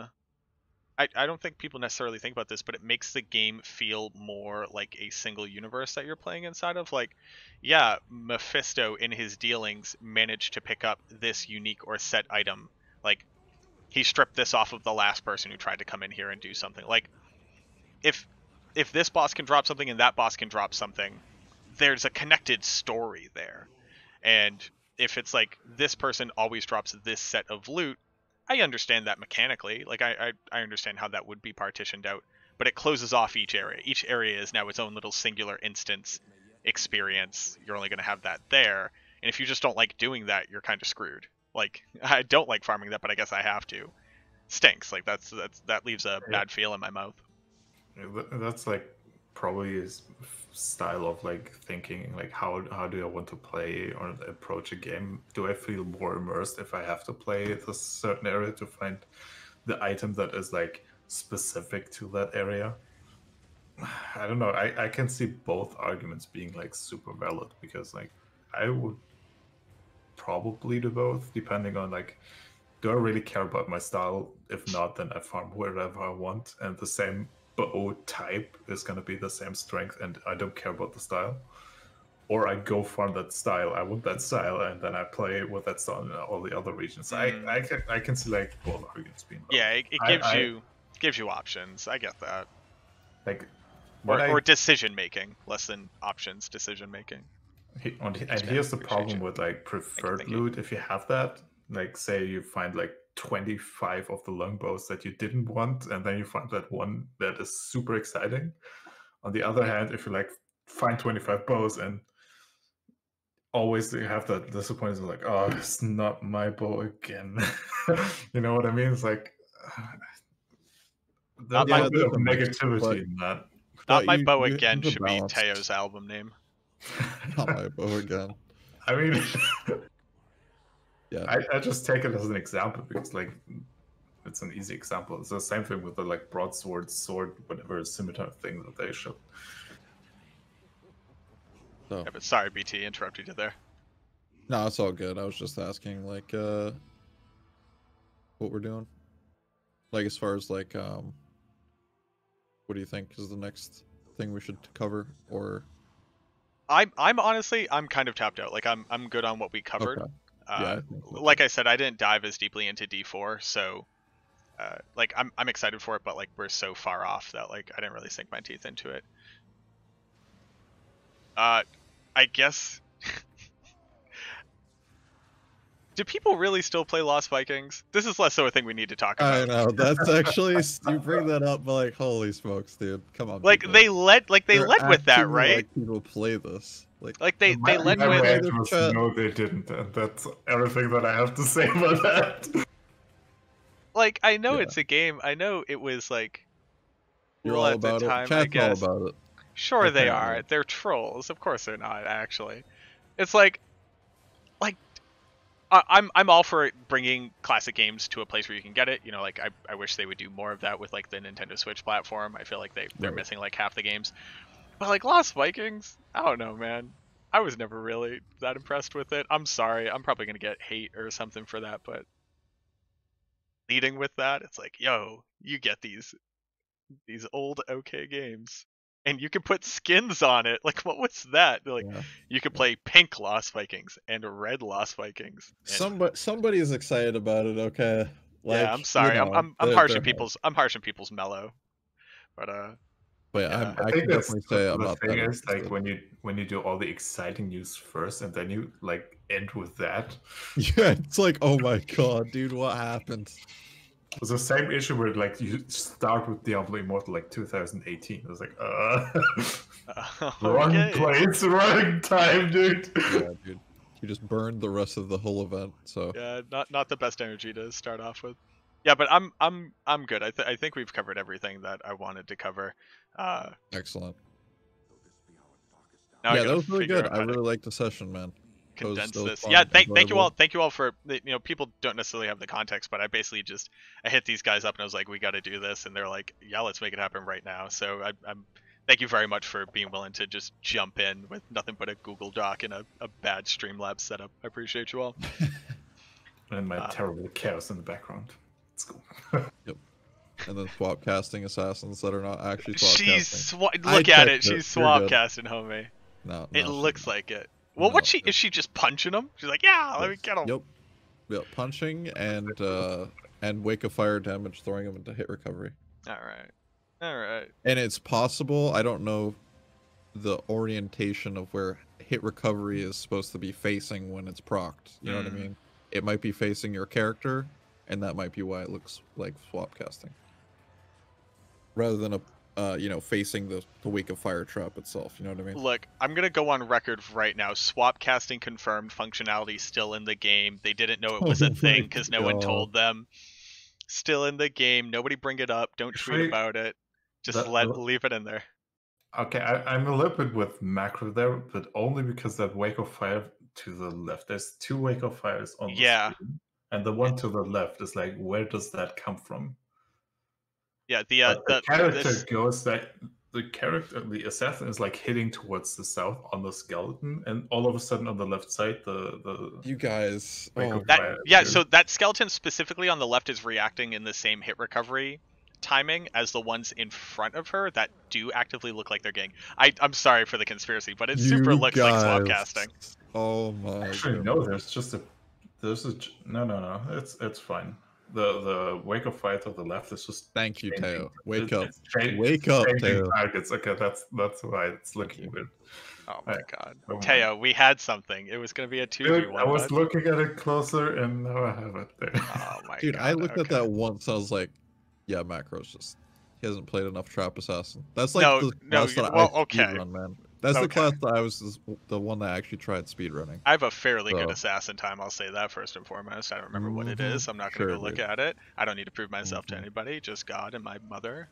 That's the But oh my goodness. You're right. We did. It makes so much more sense that the assassin is just punching skeletons. You're right. I'm crazy. I mean, that's an assassin. I mean. All right, I'm good. I'm just gonna like chit chat with chat at this point, so I'm gonna drop call again. Thank you all so much.